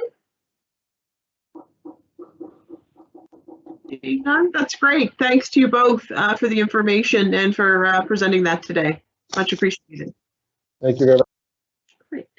So the next part of the presentation, just before we go on to that, Robin Dean very graciously pointed out to me that we did skip the Worley recommendations update. So what I'm going to do is we're going to follow up with the RCMP presentation, and then we'll go back to that. I just wanted to make sure, in case anyone else had noted that was just an oversight, as I'm scrolling on multiple screens here, that unfortunately just got lost. So we won't lose sight of that for this meeting. So I will now turn it over to Chief Gray and to introduce her presenter and her presentation. Thank you, Chair. Good afternoon, everybody. Just quickly, so I'm introducing Christine Hudy. She's on the phone. She is calling in from RCMP Training Academy and Depot Division in Regina. And before she starts, again, I just want to, the direction that we received was an overview of our trainings, which Christine will be providing to you. But recruiting for us is a whole other area, not under Christine's control. So if there's recruiting questions, I can certainly answer those after. Our 6-month basic and 6-month recruit field training program is internationally recognized, I have to say, by many of our partners, but also utilized and shared with many of our police officers that are on mission as well. So I'll hand it over to Christine, and thanking you for being here, Christine. Well, thank you, ma'am. And it's a real pleasure for me to have this opportunity to chat with all of you this afternoon. I want to let you know that we out west will be thinking of our eastern neighbors as you head into this rather terrible weather over the next couple of days. And I just want to let you know that I would take a good old-fashioned prairie blizzard any day over a hurricane or a tropical storm. So I hope you all stay safe over these next few days. I want to talk, I think I'll start off just by giving you a bit of a sense of how we design and develop the curriculum for the cadet training program. I oversee several units at Depot Division, one of which is training program support and evaluation. And that unit is dedicated to the design and development of curriculum for the cadet training program. And several years ago, it'd be a little over 2 years ago now, we actually took over national responsibility for the field coaching program as well. So now we have the great benefit of being able to look at our members' first year of training as a continuum, starting with the cadet training program and then moving into the field coaching program. We have 22 very dedicated staff in that unit that do nothing but work on the design and development of training. In that group, our key players are our instructional designers. So we have 6 staff, civilian staff, who are educational experts.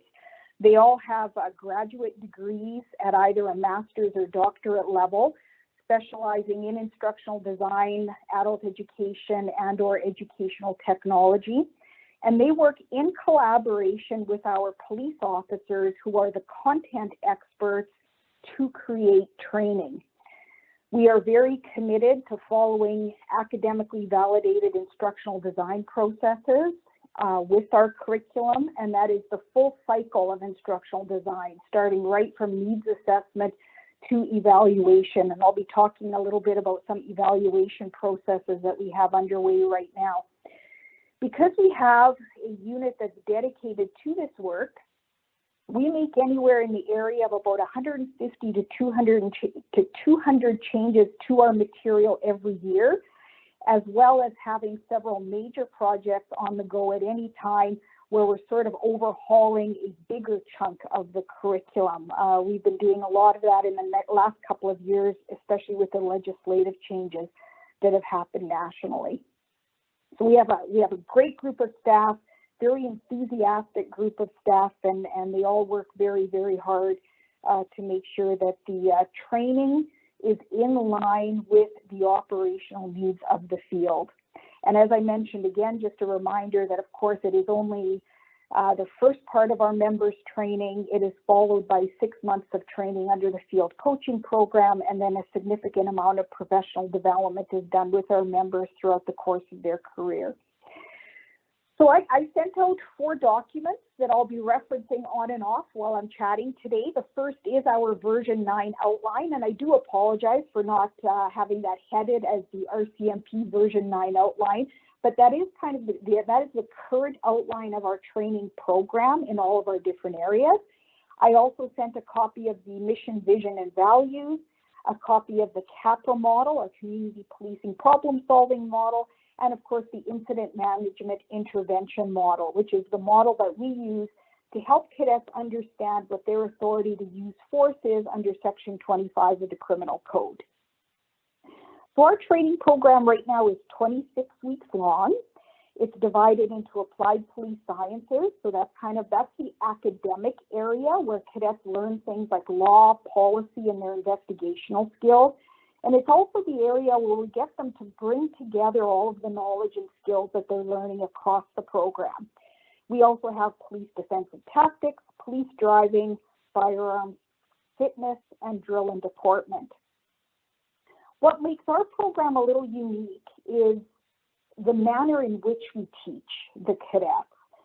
So in the mid-1990s, the RCMP decided that they were going to move away from a subject-based approach to training police officers to an integrated problem-based learning approach. And what that basically means is, for us, when we're teaching the cadets, we're not only trying to teach them the knowledge and skills that are important for them as police officers, but frankly, even more importantly, we're teaching them the processes for dealing with situations. When we do this, and our cadets graduate and enter the field, they can bring those three elements together, the knowledge, the skills, and the processes, to address the new and novel situations that they're going to face as police officers in the field. So when I say an integrated problem-based learning curriculum, it simply means that everything that we teach the cadets, all of the knowledge and skills that they acquire, are hung off the backbone of representative problems that they would typically face as police officers in the field. We start by introducing them to relatively simple problems that give us the opportunity to address some of the basic foundational and transferable knowledge and skills that they need. And then as the program progresses, we introduce them to increasingly complex problems that serve two purposes for us. Of course, it gives us the opportunity to introduce the more advanced knowledge and skills that they need, but it also gives us the opportunity to have the cadets constantly revisit what they have learned already and apply that to, again, new and novel situations. Because that's kind of real life, right? Whenever we're faced with a problem at work, we're always kind of reaching into our toolkit and sort of thinking to ourselves, you know, what do I already know that's going to help me solve this problem? And what do I need to figure out? What do I need to learn that's going to help me solve this problem? So what we achieve, you know, through this integrated problem-based learning curriculum is a learner who graduates, a member who graduates with really effective critical thinking skills. A lot of times when I do this presentation and I talk about the integrated problem-based learning methodology, a lot of people think to themselves, well, that means you guys use a lot of scenarios and role plays. That is true. Scenarios and role plays are a really critical part of our curriculum, but it goes beyond that. And I'll just give you a quick example. We really make the cadets solve problems for themselves. We don't give them the answers that they need. And a good example of that is, say, when it comes to learning the criminal code itself. In a lot of police training programs, the criminal code material, like keywords, definitions, elements of the offense, and so on, are material that is presented in class, kind of a lecture-based format. We do things a little bit differently. What we do is we teach the cadets how to use the criminal code. We teach them how to identify key terms, where to find definitions, and how to take a look at those elements of the offense. Then in the training program, each module is based around an offense. And again, it's the most common offenses that our members typically encounter across the country. We will give them a scenario. I'll give you an example of the one that we use in Module 5. When the cadets come to class, what they're told is the owner of a travel agency has phoned in for a call for service, saying that when he came into work that morning, the side of his building was spray painted with graffiti, and whoever committed this offense left behind some beer cans and some spray paint cans. The cadets have to, based on that information that they've provided, figure out which offense has occurred. And we have some learning strategies that we use in the classroom that sort of support that learning objective. So one of the things that I think I'm just going to focus on here quickly, because I do know that this was an area of interest for all of you, is that cultural awareness, diversity, inclusion training that we have in the program. So what we do is we introduce our cultural awareness and diversity material right at the start of training. It's interwoven with a number of other concepts such as human rights, harassment, discrimination, ethics, and bias-free policing. Because, of course, we are training our cadets to serve anywhere in the country, we use a principle-based approach when it comes to teaching cultural awareness and diversity. And the first principle and the most important one is that the cadets learn that in order to provide effective policing service, you really do have to understand and to get to know your community. In the curriculum then, we give them a number of tools that they can then use in order to gain that familiarization with their community when they arrive at their first detachment. And those are tools like a community profile, for example, or community consultative groups as well. We also specifically have designed 2 modules in applied police sciences so that they take place in diverse communities. Module 5 takes place in an Indo-Canadian community, and that's the mischief offense that I just referenced. Module 13, which focuses around a missing persons investigation, takes place in an Indigenous community. And the way we've written that material is that as cadets work through those investigations, they have to understand those communities in order to successfully resolve those policing situations. We're doing a couple of really exciting things right now to move our program further further ahead. One of the initiatives that we have underway right now is a GBA plus analysis of the curriculum.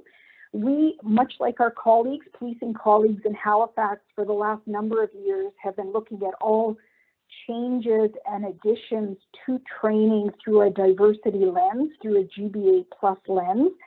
But there is material that we obviously haven't had a chance to, update or review recently. So we are doing a complete review of our curriculum through that GBA plus lens.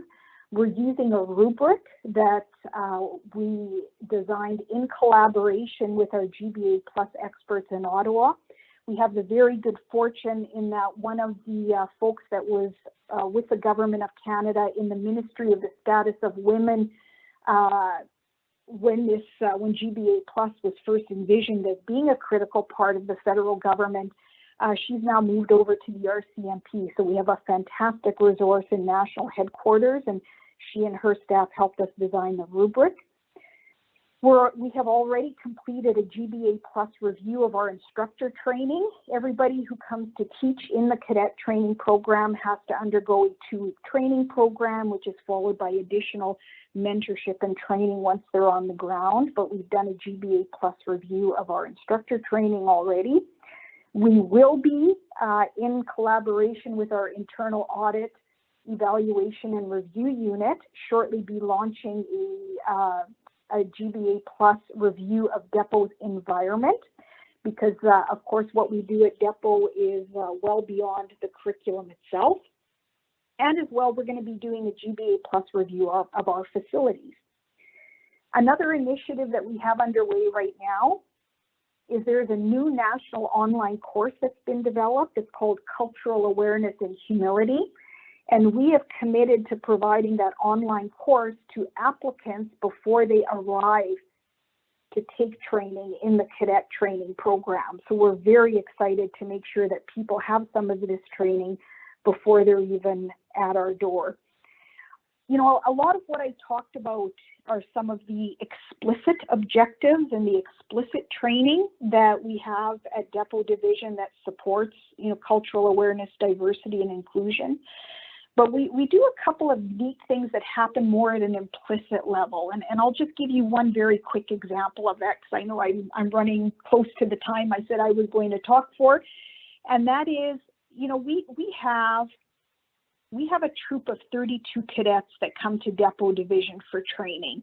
And our program is residential because, of course, we have people coming from across the country.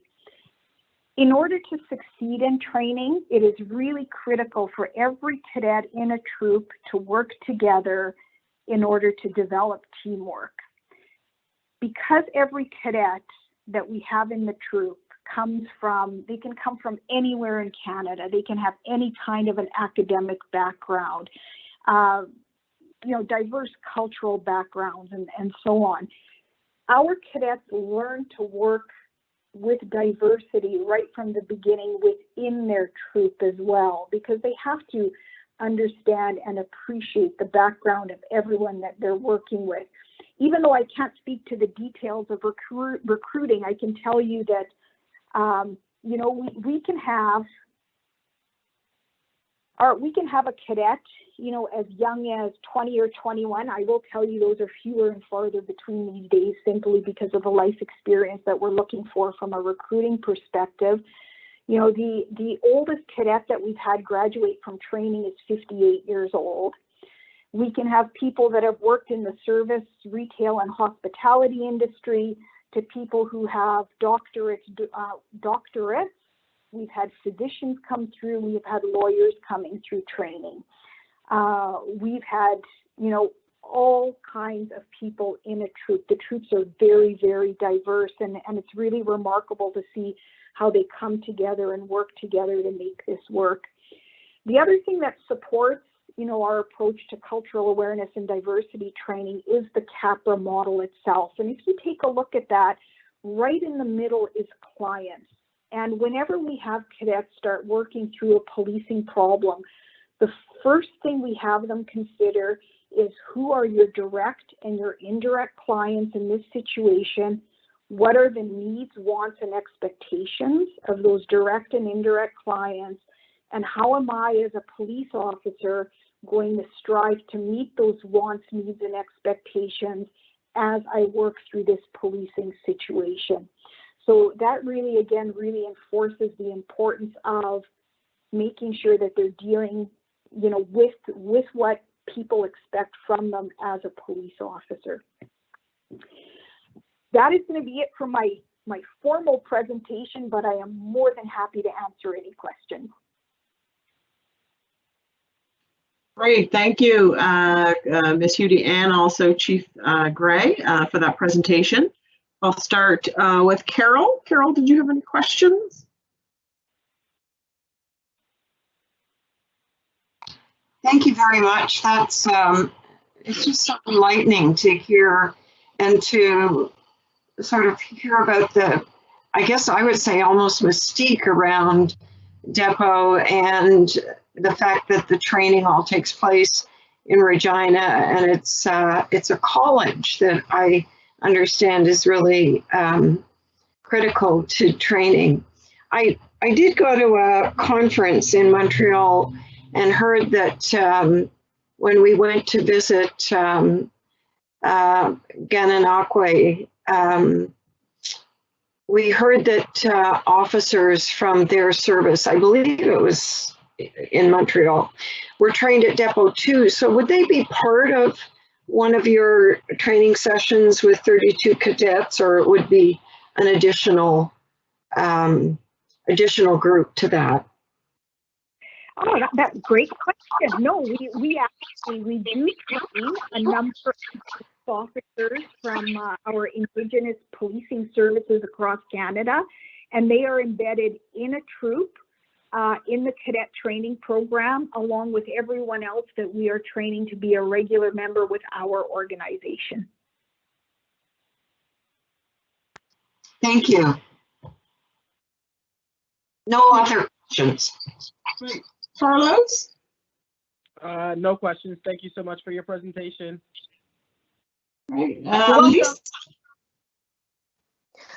Thank you, Madam Chair, and thank you so much for the presentation. To echo what Carol just said, it's fascinating to get some of the details of how that process works. But I will just two quick questions. The first one, the same as I asked of Halifax Regional Police. What type of ongoing training in cultural diversity and bias are, what is provided to members that have been there for 10, 20, 30 years, as opposed to cadets? I know the focus is on cadets, but I think it's important that we recognize that this type of training needs to be had all the way along the path of members' careers. So that's my first question. And just more curiosity than anything, the CAPRA problem-solving model, is this one that was this model developed by RCMP, or is this an internationally used model? And those are my questions. Thank you. Sure. I'll start with the CAPRA question, if that's all right. So that was designed by the RCMP. That was designed by a lady who I very respectfully call a genius, who worked with our curriculum back in the mid-1990s. Her name is Dr. From Himmelfarb, and she actually led the team that created this new version of the cadet training program based on problem-based learning. And the way it came about is they were basically saying, well, if we're expecting, to train our officers in this new way and for them to become effective problem solvers, we need to give them a process for problem solving that they can follow. And this process is very important in the beginning, but as time goes on, of course, the steps in the CAPRA problem solving process become so intrinsic to the way in which our members do work that they don't even really consciously think about using CAPRA as a model. I'm also very proud to say that, over my career with the organization, and I'm now 20 years as a civilian member with the RCMP, we've helped a lot of other countries redesign their basic police training program using our template for problem-based learning. And some of those other countries have also adopted the CAPRA problem-solving model. And the most recent one I've been working with for the last 2 years is the State Patrol Academy in Ukraine, who are overhauling their police training to make it more reflective of a democratic society. And they are adopting CAPRA as their model as well in their training and in their policing service. Now, the question about professional development is a great one as well. So for us in the RCMP, professional development happens at 2 different levels. One is the national level, and that's overseen by learning and development. The other one is at the provincial level, and that's taken care of by the divisional training units in each one of our divisions. But whenever there is a gap in knowledge or skills that are identified, then there's a hard look taken as to where that training needs to happen. Is it going to be the cadet training program? Is it the field coaching program? Is it professional development? Is it a combination thereof? Or is it the entire continuum?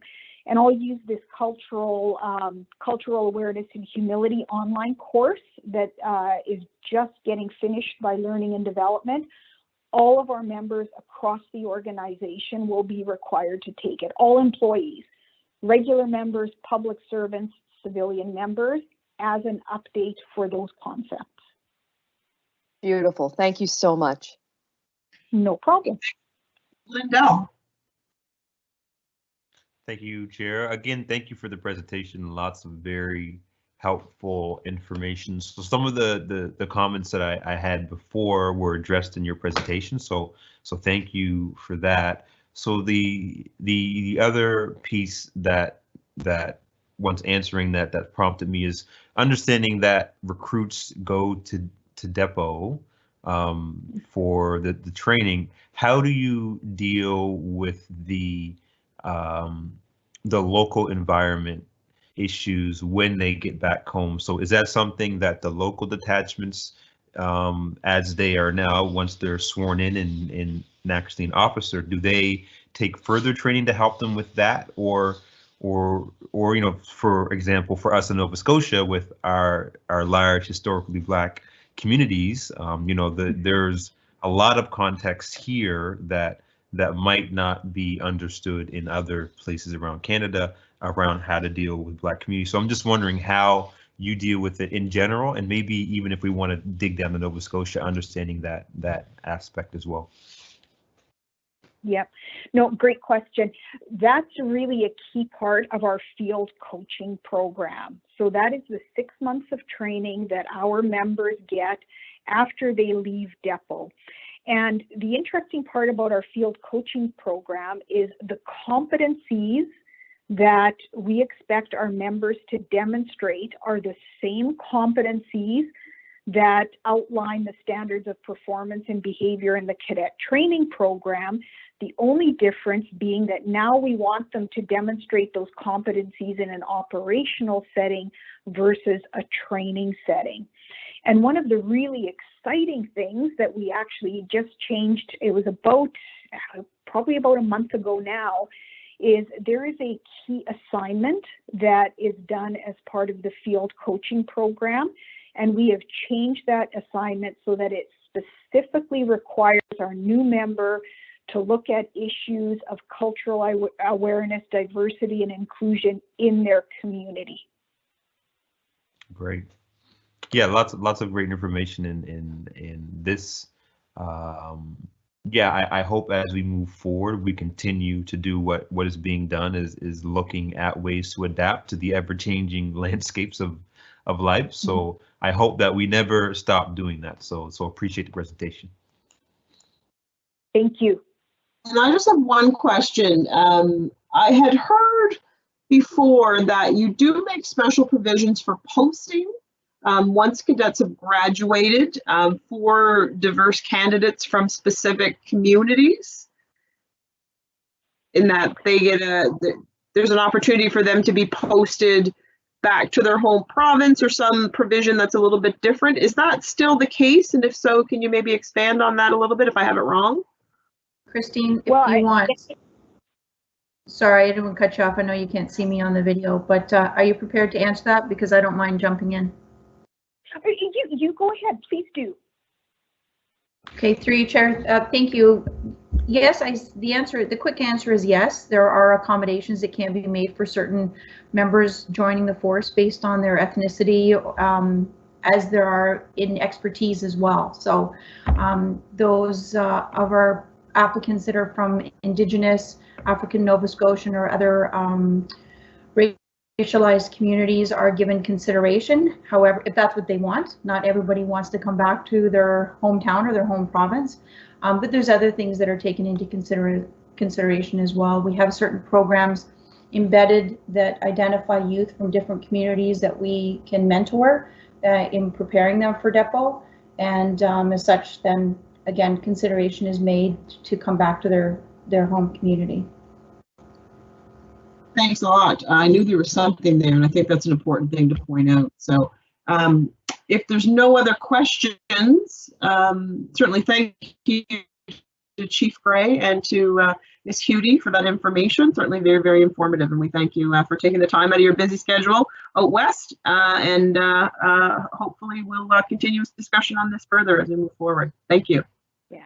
Well, you are very welcome, and I just want to extend an invitation to all of you. Should you ever happen to find yourselves in Regina, we would be very happy to host you and to give you a tour of the Academy and a few presentations to show you what we do.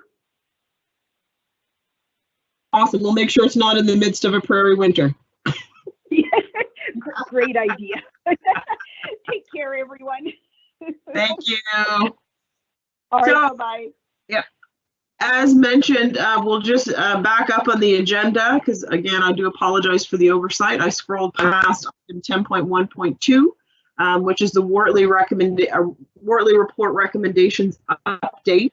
So before I turn it over to Chiefs Kinsella and Gray, just a comment that the tracking document is included in the package for review. So again, that's being made available on the website with the other meeting materials, and is also updated on a monthly basis as it comes to this meeting. Just a comment on the requirement in the Wortley recommendation that does require a report back to the board this month on sort of a detailed, more detailed update on what's happening. We are on track to have that completed. I've worked with both chiefs and making sure that we have those updates. Also working with the DOJ to make sure that they have an opportunity to contribute their updates. So we're certainly in the process of putting that document together and just talking about sort of the plan for communication when that is available. So just wanted to let folks know that that certainly is on the horizon. So at this point in time, I'll turn it over to Chief Gray if there are any updates, verbal updates that she would like to contribute. Thank you, Chair. The RCMP, we know we've discussed it before in regards to being subject to federal legislation, which requires us to keep personal information related to street checks for up to 2 years and then purge. However, Purge is currently on hold pending discussions with our stakeholders nationally as well as divisionally. To date, we have no ATIP requests received pertaining to street check data. We have in the past used our socials, Facebook and Twitter, etc. in July and August to post how to obtain personal street check data, and again are updating that this week. We're in the process of a letter writing campaign in our communities and to distribute direction and guidance in regards to accessing street check data through the ATIP process. And we're also looking to actually have a designated ATIP employee out of ATIP branch to deal with any potential volume issues of street check data requests. On September 1st, we met with the NSDPAD committee, discussed the way forward in regards to engaging our community as well as the retention of the data period. We look forward to working more with them. The Wortley Report Research Committee their first meeting is scheduled for September 26th with the Department of Justice. And then in regards to the community piece, we have as an update, we have 2 RCMP African Canadian Experience courses scheduled now for October.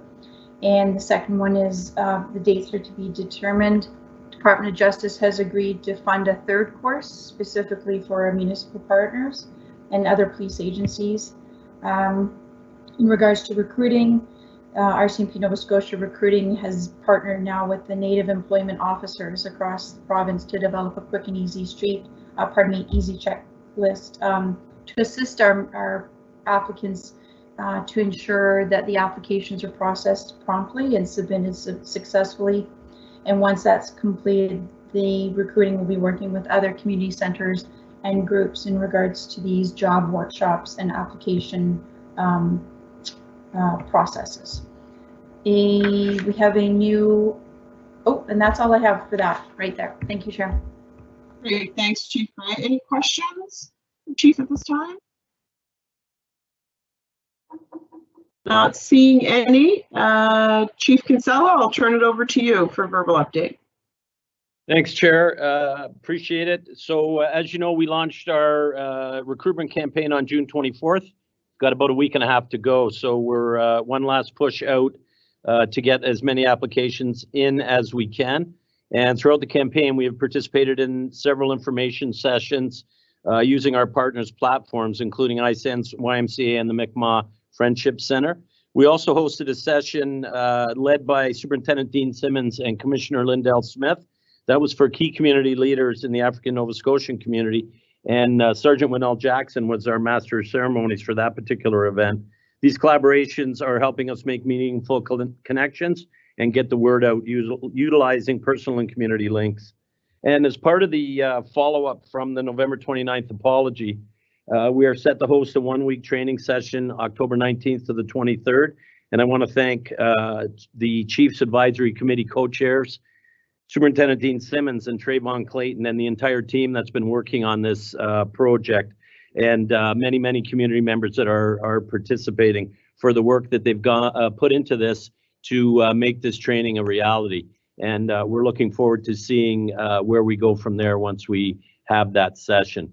In regards to data collection, as already mentioned by the chair at the beginning of the meeting, we will be holding the data indefinitely to ensure access for the community. We continue with our drive to work on improvements to the communication so the community knows that they can access their data, how they go about doing it. And we recently had a meeting with DPAD and Chief Superintendent Gray was on the call as well. To date, we've had 7 requests for personal information as it relates to street checks through FOI. So we continue to try to get the message out, and we'll do whatever we can to ensure that people have lowered barriers to access. And then just a quick mention on the tracking documents. You know, Chair, that we met with the RCMP and the DOJ on September 9th and making some good progress there in regards to moving forward with various aspects of the Wortley recommendations. And subject to any questions, that's all I have. Any questions for Chief Kinsella? Carol?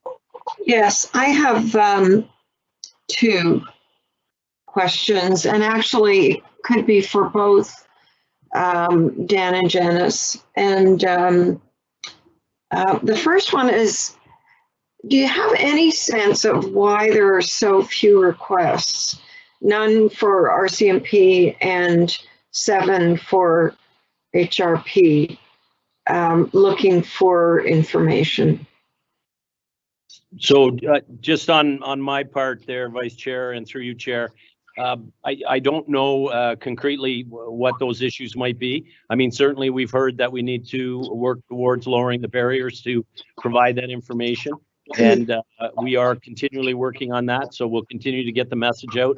I think, and it was the board's wish as well, I think it's a good idea that we're going to keep the data on hand.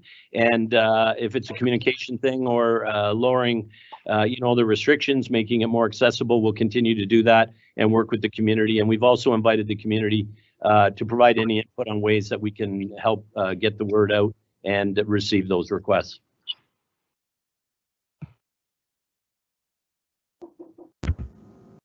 Through you, Chair, I would just say I concur with Chief Kinsella. There really isn't any definitive reason. We're doing what we can in regards to engaging the community, but also, as the Chief says, asking for suggestions and in regards to how we continue to do that. Thank you. And my second question is really for Dan.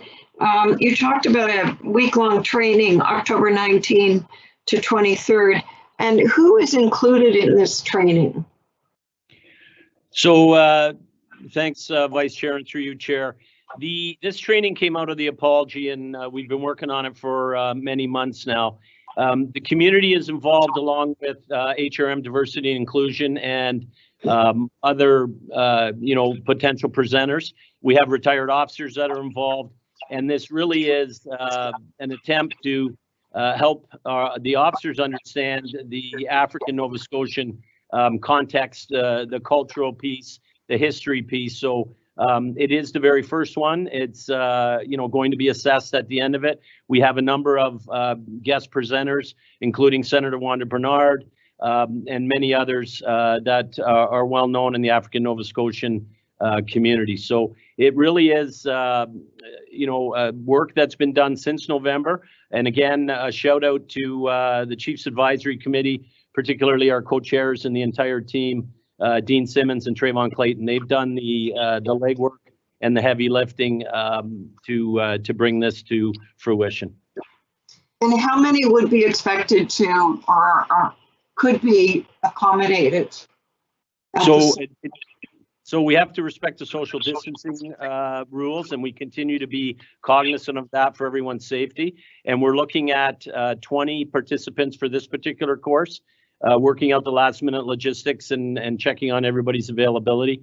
It has come together quite nicely. It's very hard to get everyone, together for a 5-day period. So the ultimate goal, provided that, it meets the goals and the spirit of the apology commitments, our ultimate goal would be to train as many HRP officers as we can moving forward, and obviously open it up beyond that if there's interest. Any other questions for Chief Kinsella? Not seeing any. Great. So thank you very much, everybody, for those updates. We'll move on to 10.1.4, which is an overview of the FOIPOP and the ATIP processes. And folks will recall that this came about as a result of a previous meeting. There were some questions around, changing the processes. And I think it was good for us to understand where these processes come from, because they certainly aren't RCMP and HRP specific. They are both sort of at a provincial legislation and under federal legislation for the RCMP. So we thought it would be good for folks to really understand, the process itself, sort of where it comes from, and everything that we need to know going forward. So what I'll do is turn it over to Chief Kinsella, and he can introduce the speaker from HRP to talk about FOIPOP.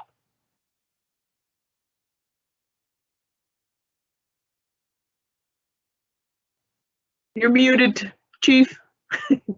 Sorry, I get that. I'm coming through now, I take it, eh? Yeah, okay. Sorry about that. I'll get the technology figured out at some point. Thank you, Chair and Commission, for the opportunity to come on and present on this important topic. And again, fits right into our previous discussion and getting the message out. And today we have Inspector Greg Robertson, who is our Information Management Officer for HRP, and I'll turn it over to him to provide the presentation. Good afternoon, everybody. Nice to meet you virtually. So as the cover of the presentation states, what I'm going to review today is HRP's access to information process. Two different processes, routine disclosure and the FOIPOP application part of it. We could move to the first slide, please. So Part XX of the Municipal Government Act, the intent of this act is to balance the freedom of info with the protection of privacy. So HRP's access to information provides the public with the right to request a copy of any record within the custody or control of HRP. There are a limited number of legislated exemptions that can be applied to withhold the release of records. HRP's protection of privacy provides individuals with the right to access their own personal information and prevents the unauthorized collection, use, and disclosure of that information. Slide 3, please. FOIPOP has many rules. The basic rule in FOIPOP is that the whole record must be disclosed unless limited and specific exemptions set out in the Act apply. So the whole record or parts thereof must be disclosed unless exemptions apply. So what I have to do is do a line-by-line review. There are 15 exemptions included in the Act, and these are 4 examples: personal privacy, harm to a third party's business, solicitor-client privilege, policy advice, or recommendations. It's important to note HRP can only withhold the information to which the exemptions apply. So what we do is we sever or remove just the limited information to which the exemptions apply, and the remainder of the report requested is disclosed. Next slide, please. To date, I'm going to update the number. HRP has processed 243 FOIPOP requests. Some of the most commonly requested records are investigative reports. These are police reports. They could be on criminal matters. They could be matters which we attend that are closed without any charges. Some reports include domestic files, child custody, or another example would be a tenancy board report. Personal information related to any police involvement that a person may have had is also requested at times.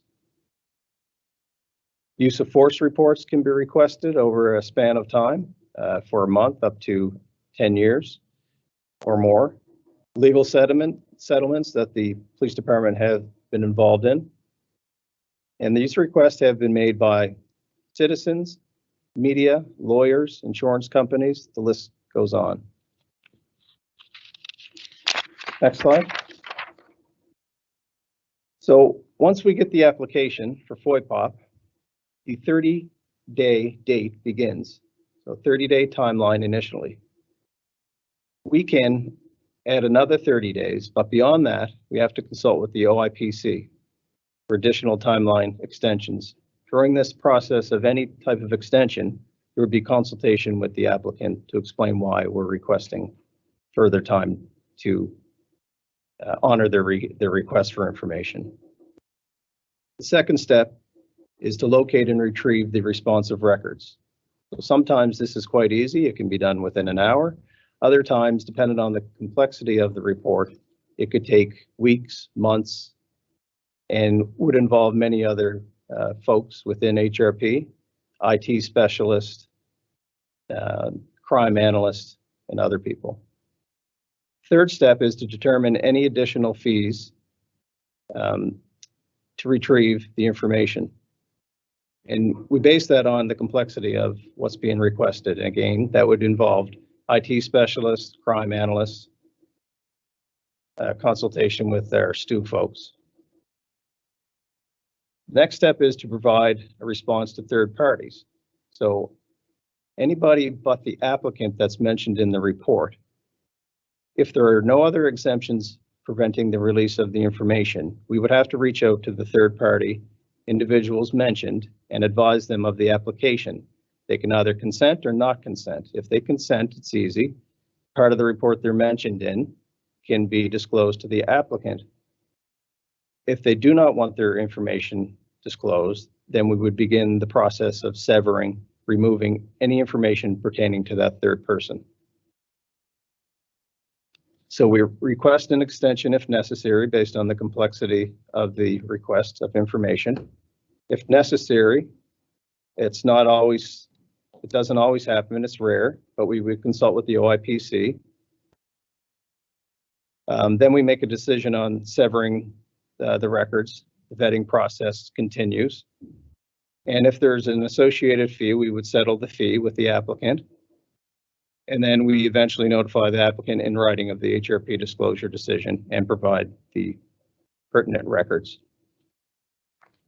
Next slide, please.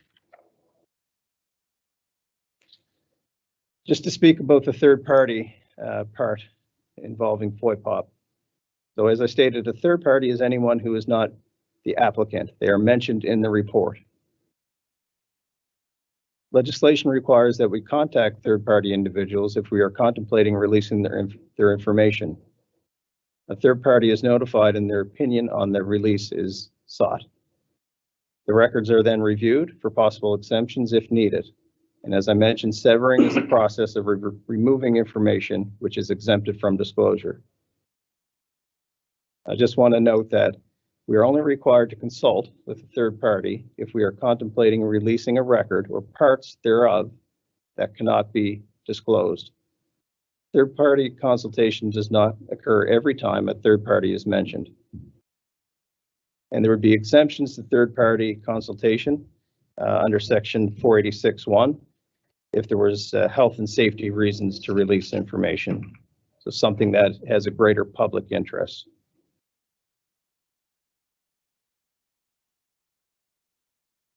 Next slide, please. This may be difficult to see, and it is online under our website, the Form 1, Access to Information. And if you can zoom in, basically the first part, it's addressing to myself when you fill out your application process. It's fairly straightforward. Under number 1, you check if you're looking for your own personal information or other information, or both the applicant's own personal information and other information. So you check A, B, or C. And 2 simply states that unless it's your own personal information, there's an applicable $5 administration fee. 3 is where you explain what you're seeking.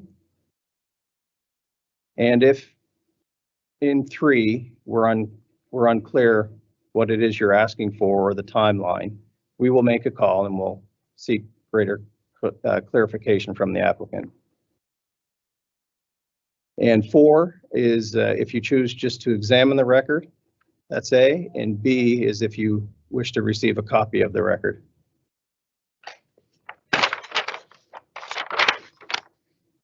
And 6 is if you're looking to waive the administration fee. So the form's fairly basic, not too complicated, and if we have contact information, we will call the applicant back if we have any questions. Slide 8, please. Office of the Information and Privacy Commissioner. The Information and Privacy Commissioner for Nova Scotia is Tricia Ralph. In her role, Ms. Ralph and OIPC staff make recommendations and offer guidance to parties during the FOIPOP process. Commissioner is an independent ombudsman, and the Commissioner will accept appeals known as requests for review from applicants or third parties who are not satisfied with the response they receive from a public body. The Commissioner does not have the power to make final and binding orders. However, she does have the power to require a public body to produce any document for her review which she feels is relevant. The final appeal process for applicants is the Supreme Court. Slide 9, please. So 2 ways to access Halifax Regional Police records. The first one mentioned is the Halifax Regional Police Routine Disclosure Plan. This is located on our website. This plan is designed to provide individuals with the opportunity to obtain certain records without a formal FOIPOP process. If what you are looking for is listed in this plan, you can submit a routine disclosure. So this is an online form. It's fairly basic and it can be emailed in and we will respond within 30 days. If the information you're looking for is not available through routine disclosure, then you must begin an access to information request, the FOIPOP procedure. Routine access does not apply to criminal records checks, motor vehicle collision reports, or other incident reports. The FOIPOP process, for FOIPOP processes, you must enclose a check or money order for $5 to cover the application fee. For personal information requests, no application fee is required. When filling out the application, you should provide a thorough description of the records you would like to access, including case numbers, time frame, etc. If somebody doesn't know this information, we will do our best to find the applicable report they're referring to. Not everybody still has the police incident number or recalls the date, but we have ways we can provide that information for the applicant. You have to sign and date it and send your request to HRP Access and Privacy Coordinator. Next slide, please. If we could go to slide 11. Thank you. Request for routine disclosure. So it must be a reasonable quantity of records, no more than 50 pages. If it's beyond 50 pages, an access to information application is required. And this is due to the time required and the resources required to provide more complex search or a search that requires, research or greater preparation of preparing the request. The records will be processed within a reasonable time frame, but no later than 30 days from the receipt of the application, provided there are no additional resources and time required. So that's back to my point where I can add another 30 days, and beyond that, the Office of the OIPC has to be involved, and I request a further extension. And throughout that process, the applicant would be updated and the reasons for the extensions explained to them. Examples of routine access requests include an overview of a business unit, links to relevant legislation, such as Controlled Drug and Substance Act and the Criminal Code of Canada. As mentioned, the request for routine access, the online template, is fairly basic, and there's 3 steps. It's your name, email, telephone number, address, and we can email or mail the information once it's retrieved. That's pretty much it for the presentation. And if you have any questions, I will stay here. Commissioner McDougall, Carol. I do have a question. When someone is submitting and they need to send a check or money order, is that a barrier for people? Could it be an email transfer, or have you considered setting that up as an option, or even to have someone provide cash? And it costs to purchase a money order, I believe. So that's adding additional funds to the request, and maybe even writing a check. I don't know anybody who writes checks anymore, frankly. It just seems like sort of a bit of an outdated kind of process. I think we could look at alternative ways, but I think we would require consultation with the OIPC on that. And they could also explain in their application process the reasons why they, can't provide the check or money order. So I guess to answer your question, it is probably possible, but I'd have to check into that further. Any other questions, Carol? No, that's it for now. Thank you. Carlos? Commissioner Beals? I have no questions. Thank you. Lisa, Commissioner Blackburn? Hi there. Yeah, just a quick question. I'm just wondering, is there staff available to sort of help people, to help guide them through this process? I'm just thinking that the steps and the documents involved can certainly feel extremely overwhelming for those who are not familiar with the system and the process. No, and I agree. It can be wordy, it can be confusing. So I do have an assistant, and then a lot of our work when we get these requests, as I mentioned, 240 requests so far to date. It requires a lot of time after the request comes in. So we have to reach out to our crime analyst, our IT specialist, because some of the recent requests are very complicated to retrieve the data. So you have to know all the different systems which we store data internally here to have somebody go in and provide a synopsis of what we're retrieving. So if it's, one-off report that you're involved with, very easily done within the day. But if it's the number of anything, any type of offense or use of force report that occurred within the municipality over a time span, that becomes more complex. So there's additional people that we have to rely on to provide that information. And that could take weeks or months, depending on the complexity of the applicant's request.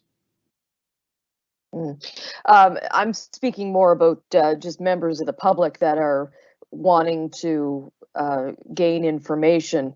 I'm just thinking that the steps and the documents involved can feel overwhelming, and I'm wondering if there's, if there is support there through HRP to help them navigate that process. I would say the support is myself and my assistant, Patty McCalvey, sorry. She and I would be the ones reaching out to the applicants. Mm-hmm. So if they didn't receive a response from us, then we would call them and explain, the delay in providing their information. Mm-hmm.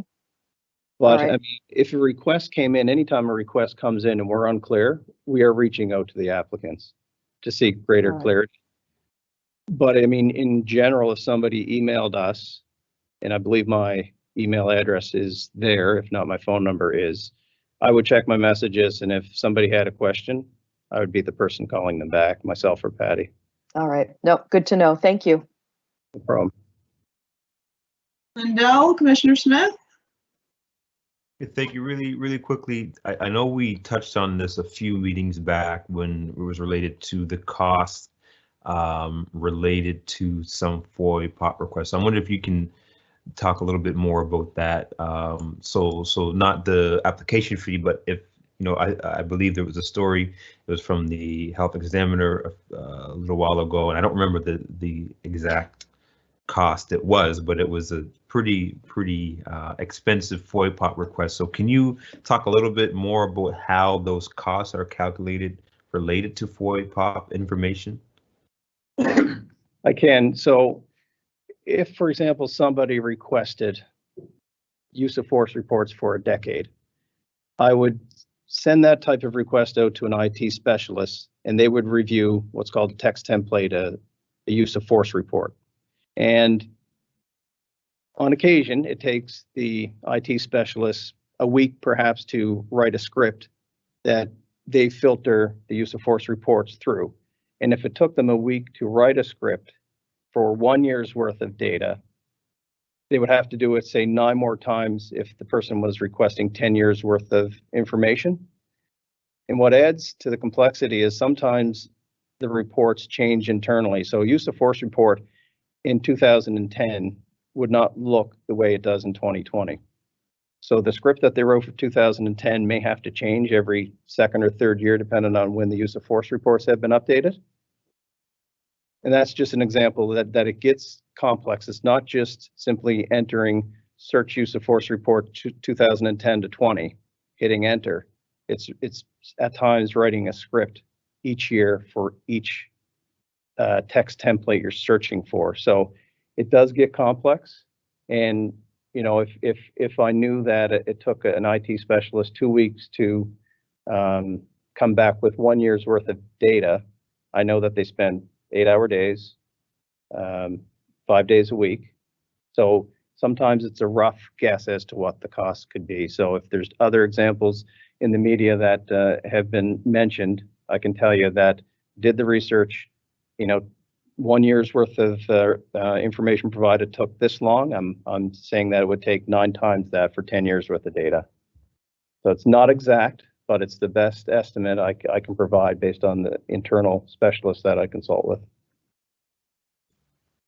So what I'm wondering, so thank you for that. So what I'm wondering, and this might be for you, or I know we have IT discussions in the past, but what are we doing now when it comes to our technology to be able to deal with those requests, not only more efficient, but also looking at what we're doing with our systems for past information in that, whether that is digitizing, whether that's making it more accessible. What are we doing in that sense?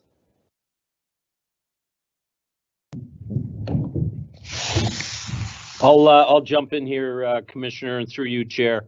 So, this really is a resource availability and labor piece of the job.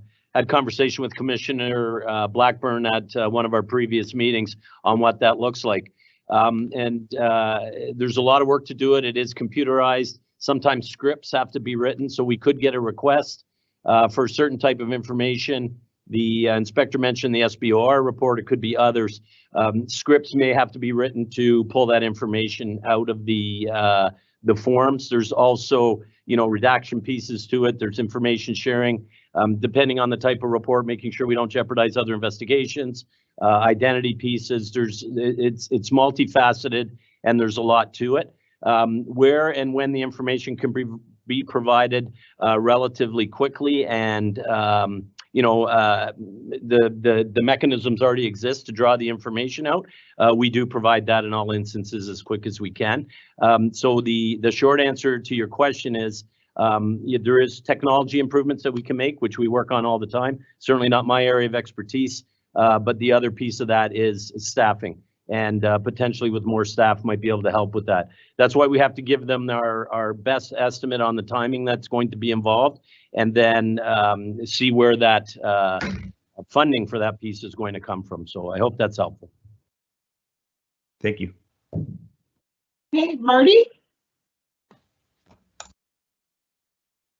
I had 2 comments here that hopefully are helpful. One I mentioned at a previous meeting, that both for the police and also for the access and privacy staff and the municipality generally, they vet. Let me put it a different way. They are frequently, these requests comes in, they're very broad based. People, particularly people who aren't familiar with the process. And so when those requests come in, they're normally vetted to see if if they can be narrowed down to a particular area, which will reduce the work on behalf of the people searching for the information, will also reduce the cost of those things. So that's an ongoing process in dealing with applicants that I think ensures greater access to the information. It's one thing. The other thing I want to mention is that not all requests come under the FOIPOT legislation, right? For example, if you're dealing with information that's involved in any kind of legal proceeding, right, then the standard practice, for example, with motor vehicle reports, the standard practice is to seek an order for disclosure from the court, and those disclosure orders are produced for the produced to gain the documents without cost, and because they're necessary in the legal proceeding. So that's a kind of a parallel process that's used in very specific instances. That's all I wanted to say. Thanks. Any other questions for HRP? No. Thank you very much. Great presentation. Thank you. Very timely and relevant given the situation. Okay, thanks for that. So next on the agenda, 10.2, members of Board of Police Commissioners. So the first item is 10.2.1, which is the policy review. Sorry to interrupt, Yeah. Right, Madam Chair, I believe we have the RCMP presentation. Oh my God, thank you. I was so focused on making sure I was scrolling through the agenda. I scrolled too far again. Sorry, Chief Ray. I will turn it over to you and to Sergeant Pepper. Yeah, it's Inspector Pepper, but that's okay. No. You correct me on that. That's absolutely important. We get that right, Inspector Pepper. Thank you. So I'm going to do my best here. This is certainly not my area of expertise. Access to Information and Privacy Acts are both federal pieces of legislation. So we can move to the next slide. And right off the bat, there's an error on this slide. So access to information is basically request for government information from any number of institutions, not just the RCMP. The Privacy Act, that's where the error is there. It's to extend the present laws of Canada that protect the privacy of individuals with respect to personal information about themselves held by a government institution, and it provides individuals with the right to access that information. So that's predominantly what we're looking at when we're looking at the street check request. They would be under the Privacy Act. You can go move, yeah, thank you. So with respect to both of these acts, any Canadian citizen can access this information, a permanent resident, and recently it changed so that any individual who's actually present in Canada can access information. So it doesn't have to be a Canadian citizen or a permanent resident. You can move to the next slide, please. So what you need to access this information is that when we talk about personal information under the Privacy Act is you need, they like you to have a valid email account, and that's so that they can get a timely response to you saying, hey, we've received your request. And if you are going to do it electronically, which is the easiest way to do it, you need electronic copies of any documents that you wish to attach to prove your, whether it's your citizenship, your status as a permanent resident, or temporary status in Canada. If an individual is going to do a request, they can also do it by way of mail. And there's an address for that in Ottawa. There's certain provisions under the Privacy Act which allow government institutions to provide the information. One is obviously with the consent of the individual. So I am going to request information about myself that I believe a government agency is holding. There's other provisions whereby or are exceptions to that rule. And an example would be if there's an occasion that it's in the public interest to disclose information. For example, if a sexual offender was being released into a particular community, we may feel that it is important to notify that community of that. Move to the next slide. So the easiest way to access your personal information would be to actually Google ATIP. And this address will come up and it will give you an electronic means to access your information. You can move to the next slide, please. So I'm just going to run through exactly what it asks you in this online application.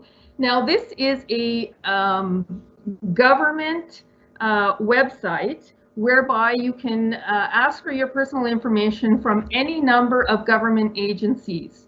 So an example of that would be the RCMP or Canada Revenue or CBSA. So basically, you're going to click on the on the department which you would like. You're going to scroll down, RCMP, put RCMP in. Then you're going to need to add your name, address, telephone number, and an email. And if you're requesting it on your behalf, there is no fee relative to that. Then there's a question about, with a drop-down, asking you what category best describes you. And this is simply for statistical purposes. It might say academic, it might say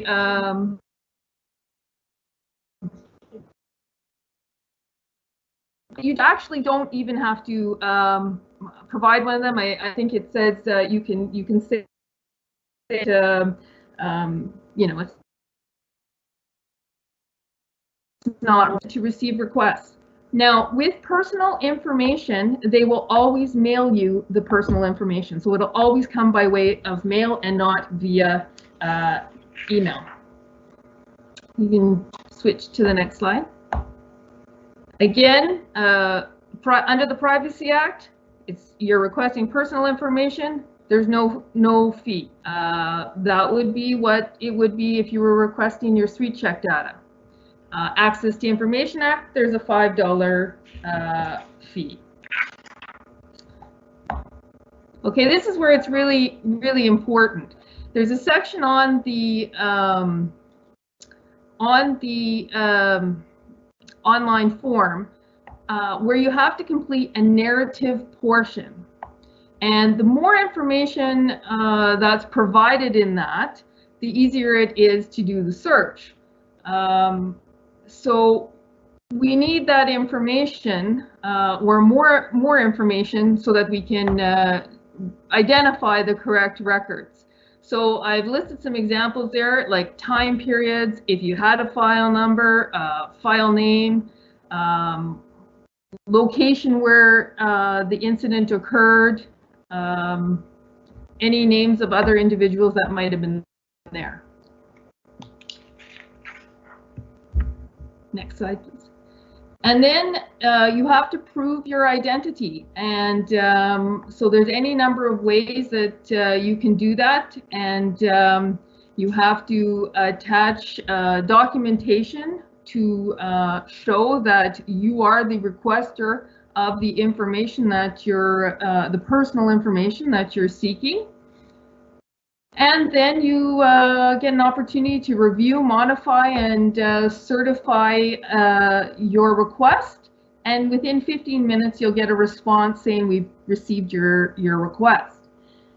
Now, there's all sorts of tips on this website on how to ensure that you have the correct size of document and any number of different formats that you can send it in. And it's actually quite a bit more user-friendly than I thought it to be. It provides all sorts of tips on how to reduce size and whatnot. Now, the government agency in question has 30 days to respond, similar to our previous presentation there.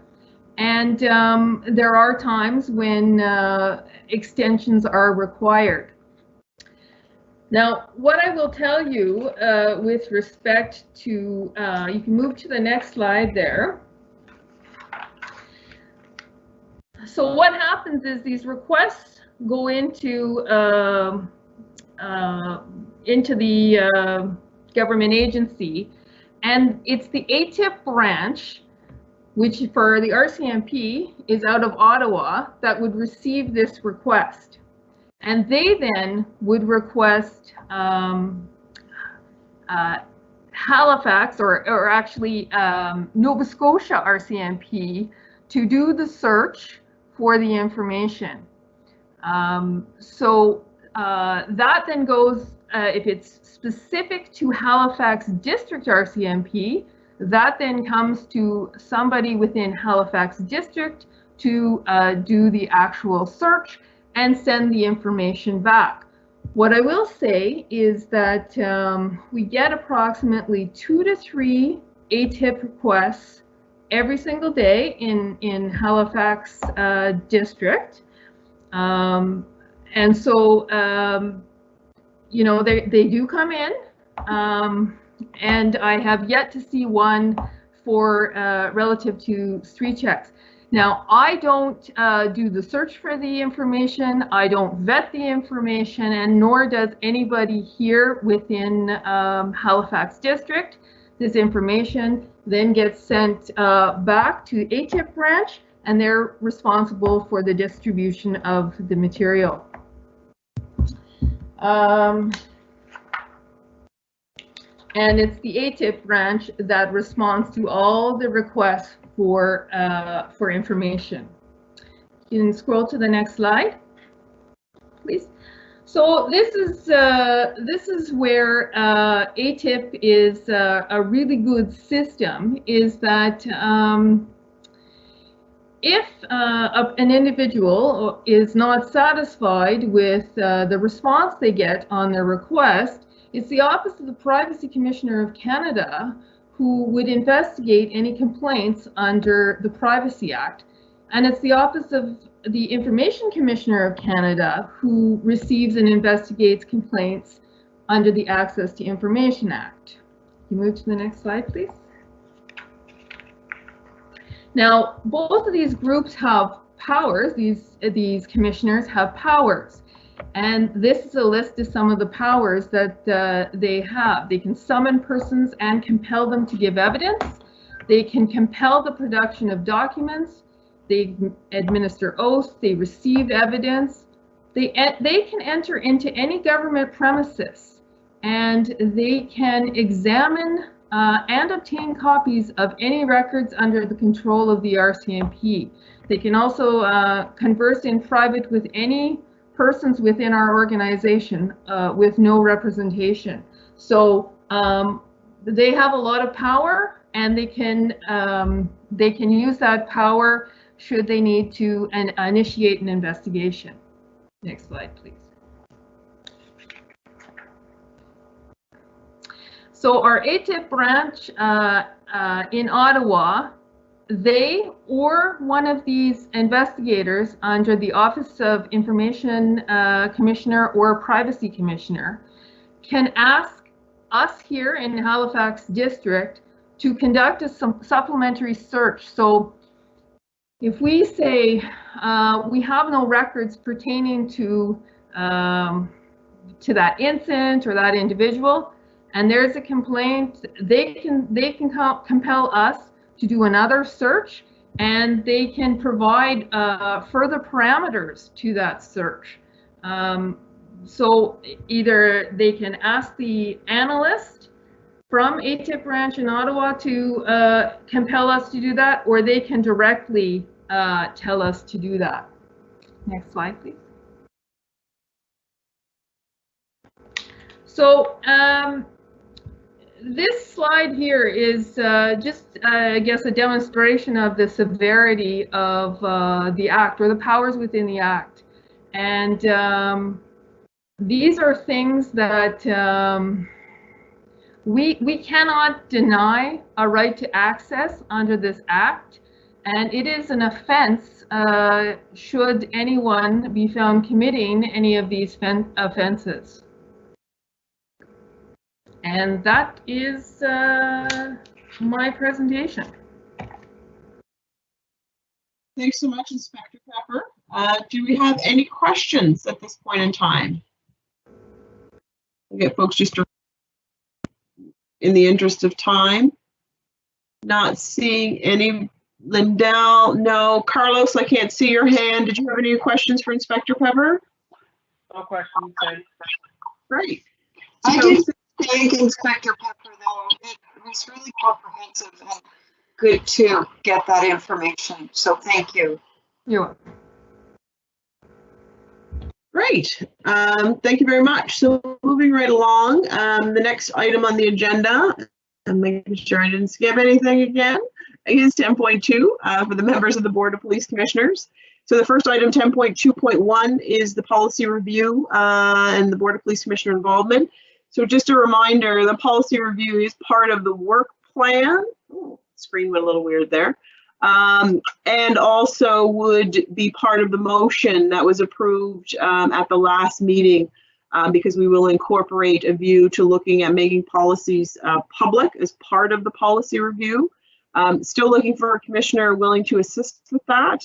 We don't have that important work assigned to anybody. So just a reminder to the commissioners, if you do have some interest in participating in that so that we can move that forward on a timely basis, please just send me an email or give me a call and let me know. We certainly don't want to delay on that any further. The next item, 10.2.2, was a status update on the independent opinion on legal counsel for the Board of Police Commissioner report. And Lindell, we're still waiting for a meeting with you, Marty and I, just to answer some more questions and get some more details on that. I know when we last spoke, you were going to set something up, but we haven't heard anything yet. So I just wanted to float that reminder for you to let us know when you're ready to have some further discussion on that. Okay, that was a, sorry, can I speak? Yeah. Go ahead. So that was I guess a misunderstanding on my end, because what I thought was happening was, since we approved, even though how confusing it was at the time, we approved it, a report was being written. So I didn't know we still needed to touch base after that. Yeah. So yeah, I get that's no problem. We'll get on that. Okay. Yeah, and we're just looking for some clarity. Your understanding is right, but just some questions have come up in the drafting of that review. So. All right. Perfect. And then the next item, 10.2.3, is a status update on the body-worn video pilot project. And I think Chief Kinsella was going to give us just a brief verbal update on where that's at.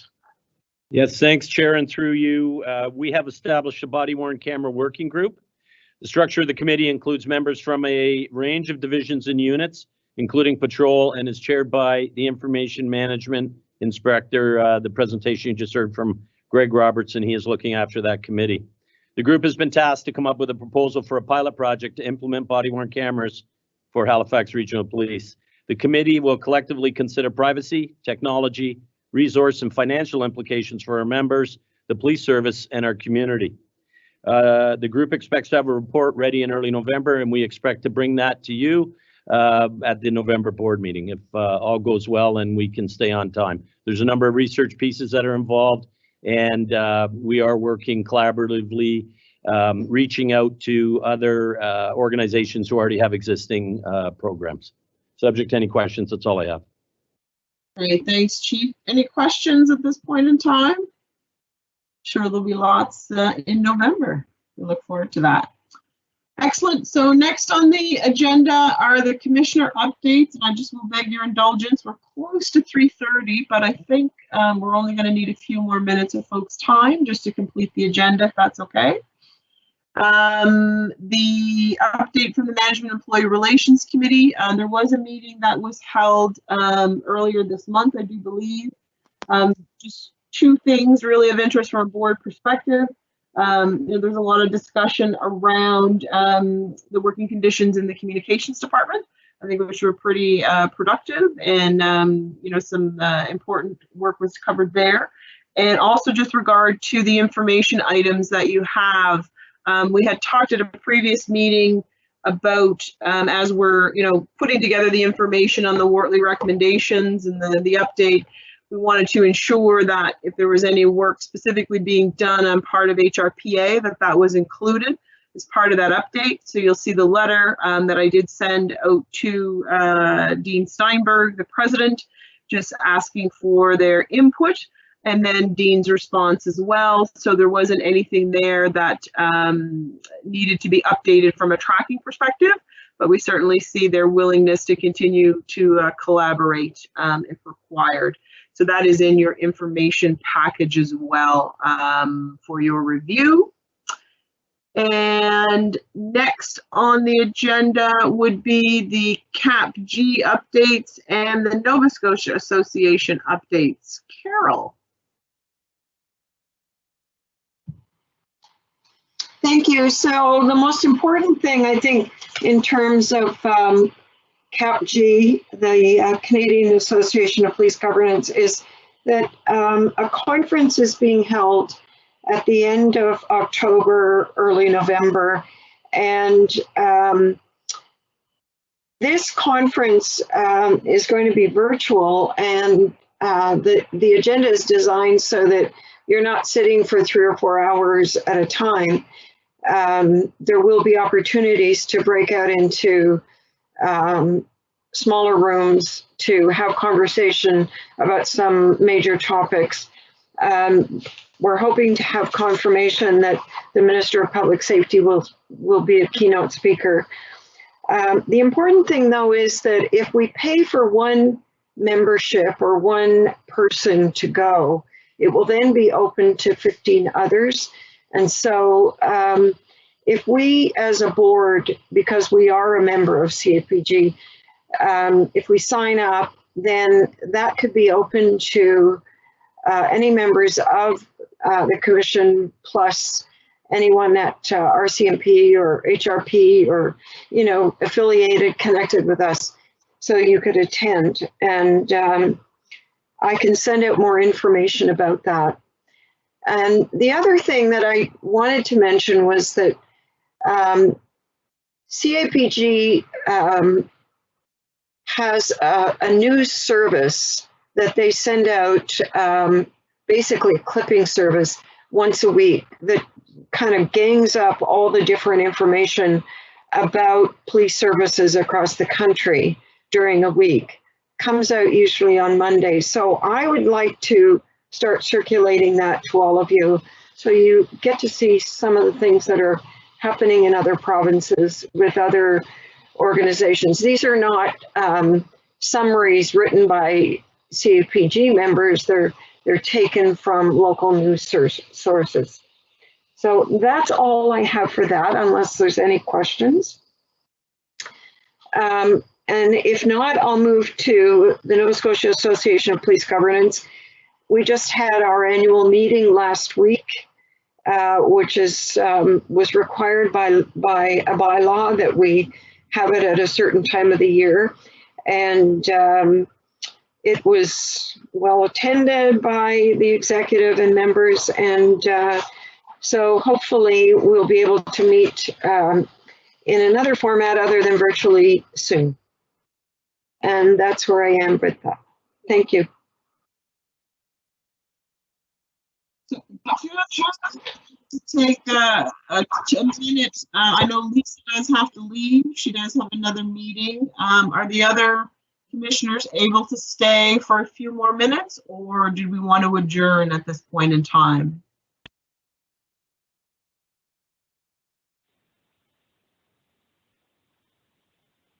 I can stay another 10. Another 10. This is Carlos. Okay. What's our quorum again? Well, that was going to be my next question. Quorum, Robin, how many do we need? If we lose Commissioner Blackburn, we will still have quorum, but if we lose Commissioner Beals, we will lose quorum. Okay, so why don't we move to the in-camera minutes and just a motion for the approval of the in-camera minutes as distributed. If someone could make that motion. Lindell has made the motion. I'll need a seconder. Carol has seconded. Thank you, Carol. Commissioner McDougall. Any comments or discussion for those minutes? All those in favor of approving the minutes as provided? See. Aye. Any opposed? No, those minutes are passed. So what I will do next is just for Chief Kinsella or Chief Gray, from an update perspective, are there any updates that you'd like to provide at this time? I'll start with Chief Gray. Thank you, through Chair. Just briefly, there's two things. Wanted to update you that the RCMP nationally, we're soon to be launching a robust RCMP equity, diversity, and inclusion strategy. So I will be giving you more information on that in the near future. The focus is on identifying and reducing workplace and service delivery barriers, racism and discrimination for Black, Indigenous, and people of color, women, and other equity-seeking groups. The strategy will ensure leadership and governance to guide clear, concrete, and transparent actions, enhancing mandatory education awareness and training, and focus on modernizing the RCMP and a culture change. I also wanted to take the opportunity, Chair, just we do our best within the district to recognize our members internally, but just take a brief moment to recognize the efforts of our members and staff. As you know, the primacy of operations is paramount for us, recognizing that many people are able to work from home, and my members do not. They're every day, they're on the front line, they're performing their duties in a pandemic. We can't forget that, another surge, not to mention the ongoing challenges that we have as a result of some of the activities that are happening around the world. So just wanted to take that brief moment to recognize them and thank them. Thank you. Thank you, Chief Gray. Chief Kinsella?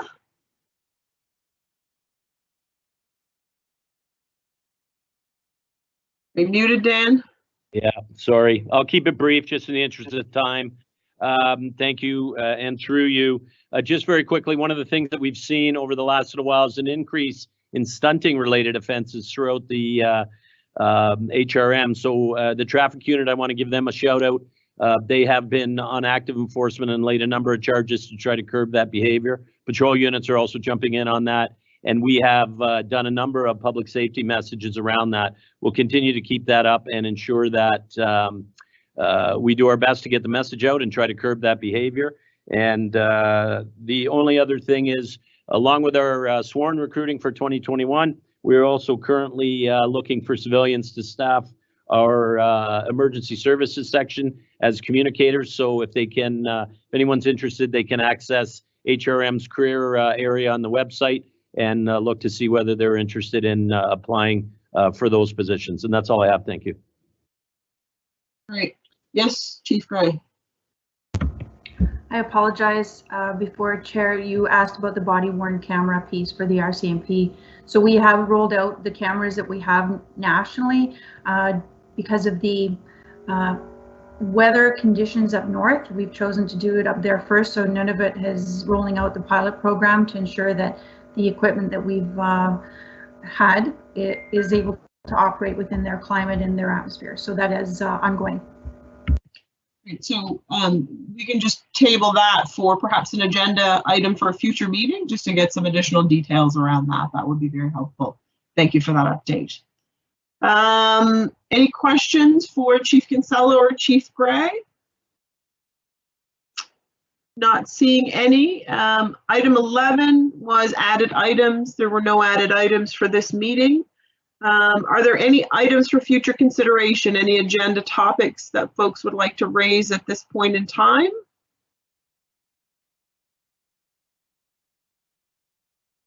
No? Okay. I just want to mention that in case anyone's missed it, that we don't meet in October because of the municipal election. So we don't convene again until November. And so it's a long time in between. Yeah, I was going to mention that with the next meeting date. Our next meeting date is November the 16th. Because of that, and there is no October meeting due to the election. So there's the election activities. There will be new councillors in some districts, and committee assignments, etc. That work has to go on. So that's why there will not be a meeting in October. And then item 14 was notices of motion. Robin, we didn't have any notices of motion for today's meeting. Madam Chair, none were distributed to me as of yet. Okay, that's great. So covered the date of the next meeting, covered the 2 information items. The meeting is adjourned, and I thank everyone's indulgence for going 5 minutes over schedule. Much appreciate your patience. So thank you to everybody. Stay safe, be prepared during the hurricane/tropical storm that's coming up.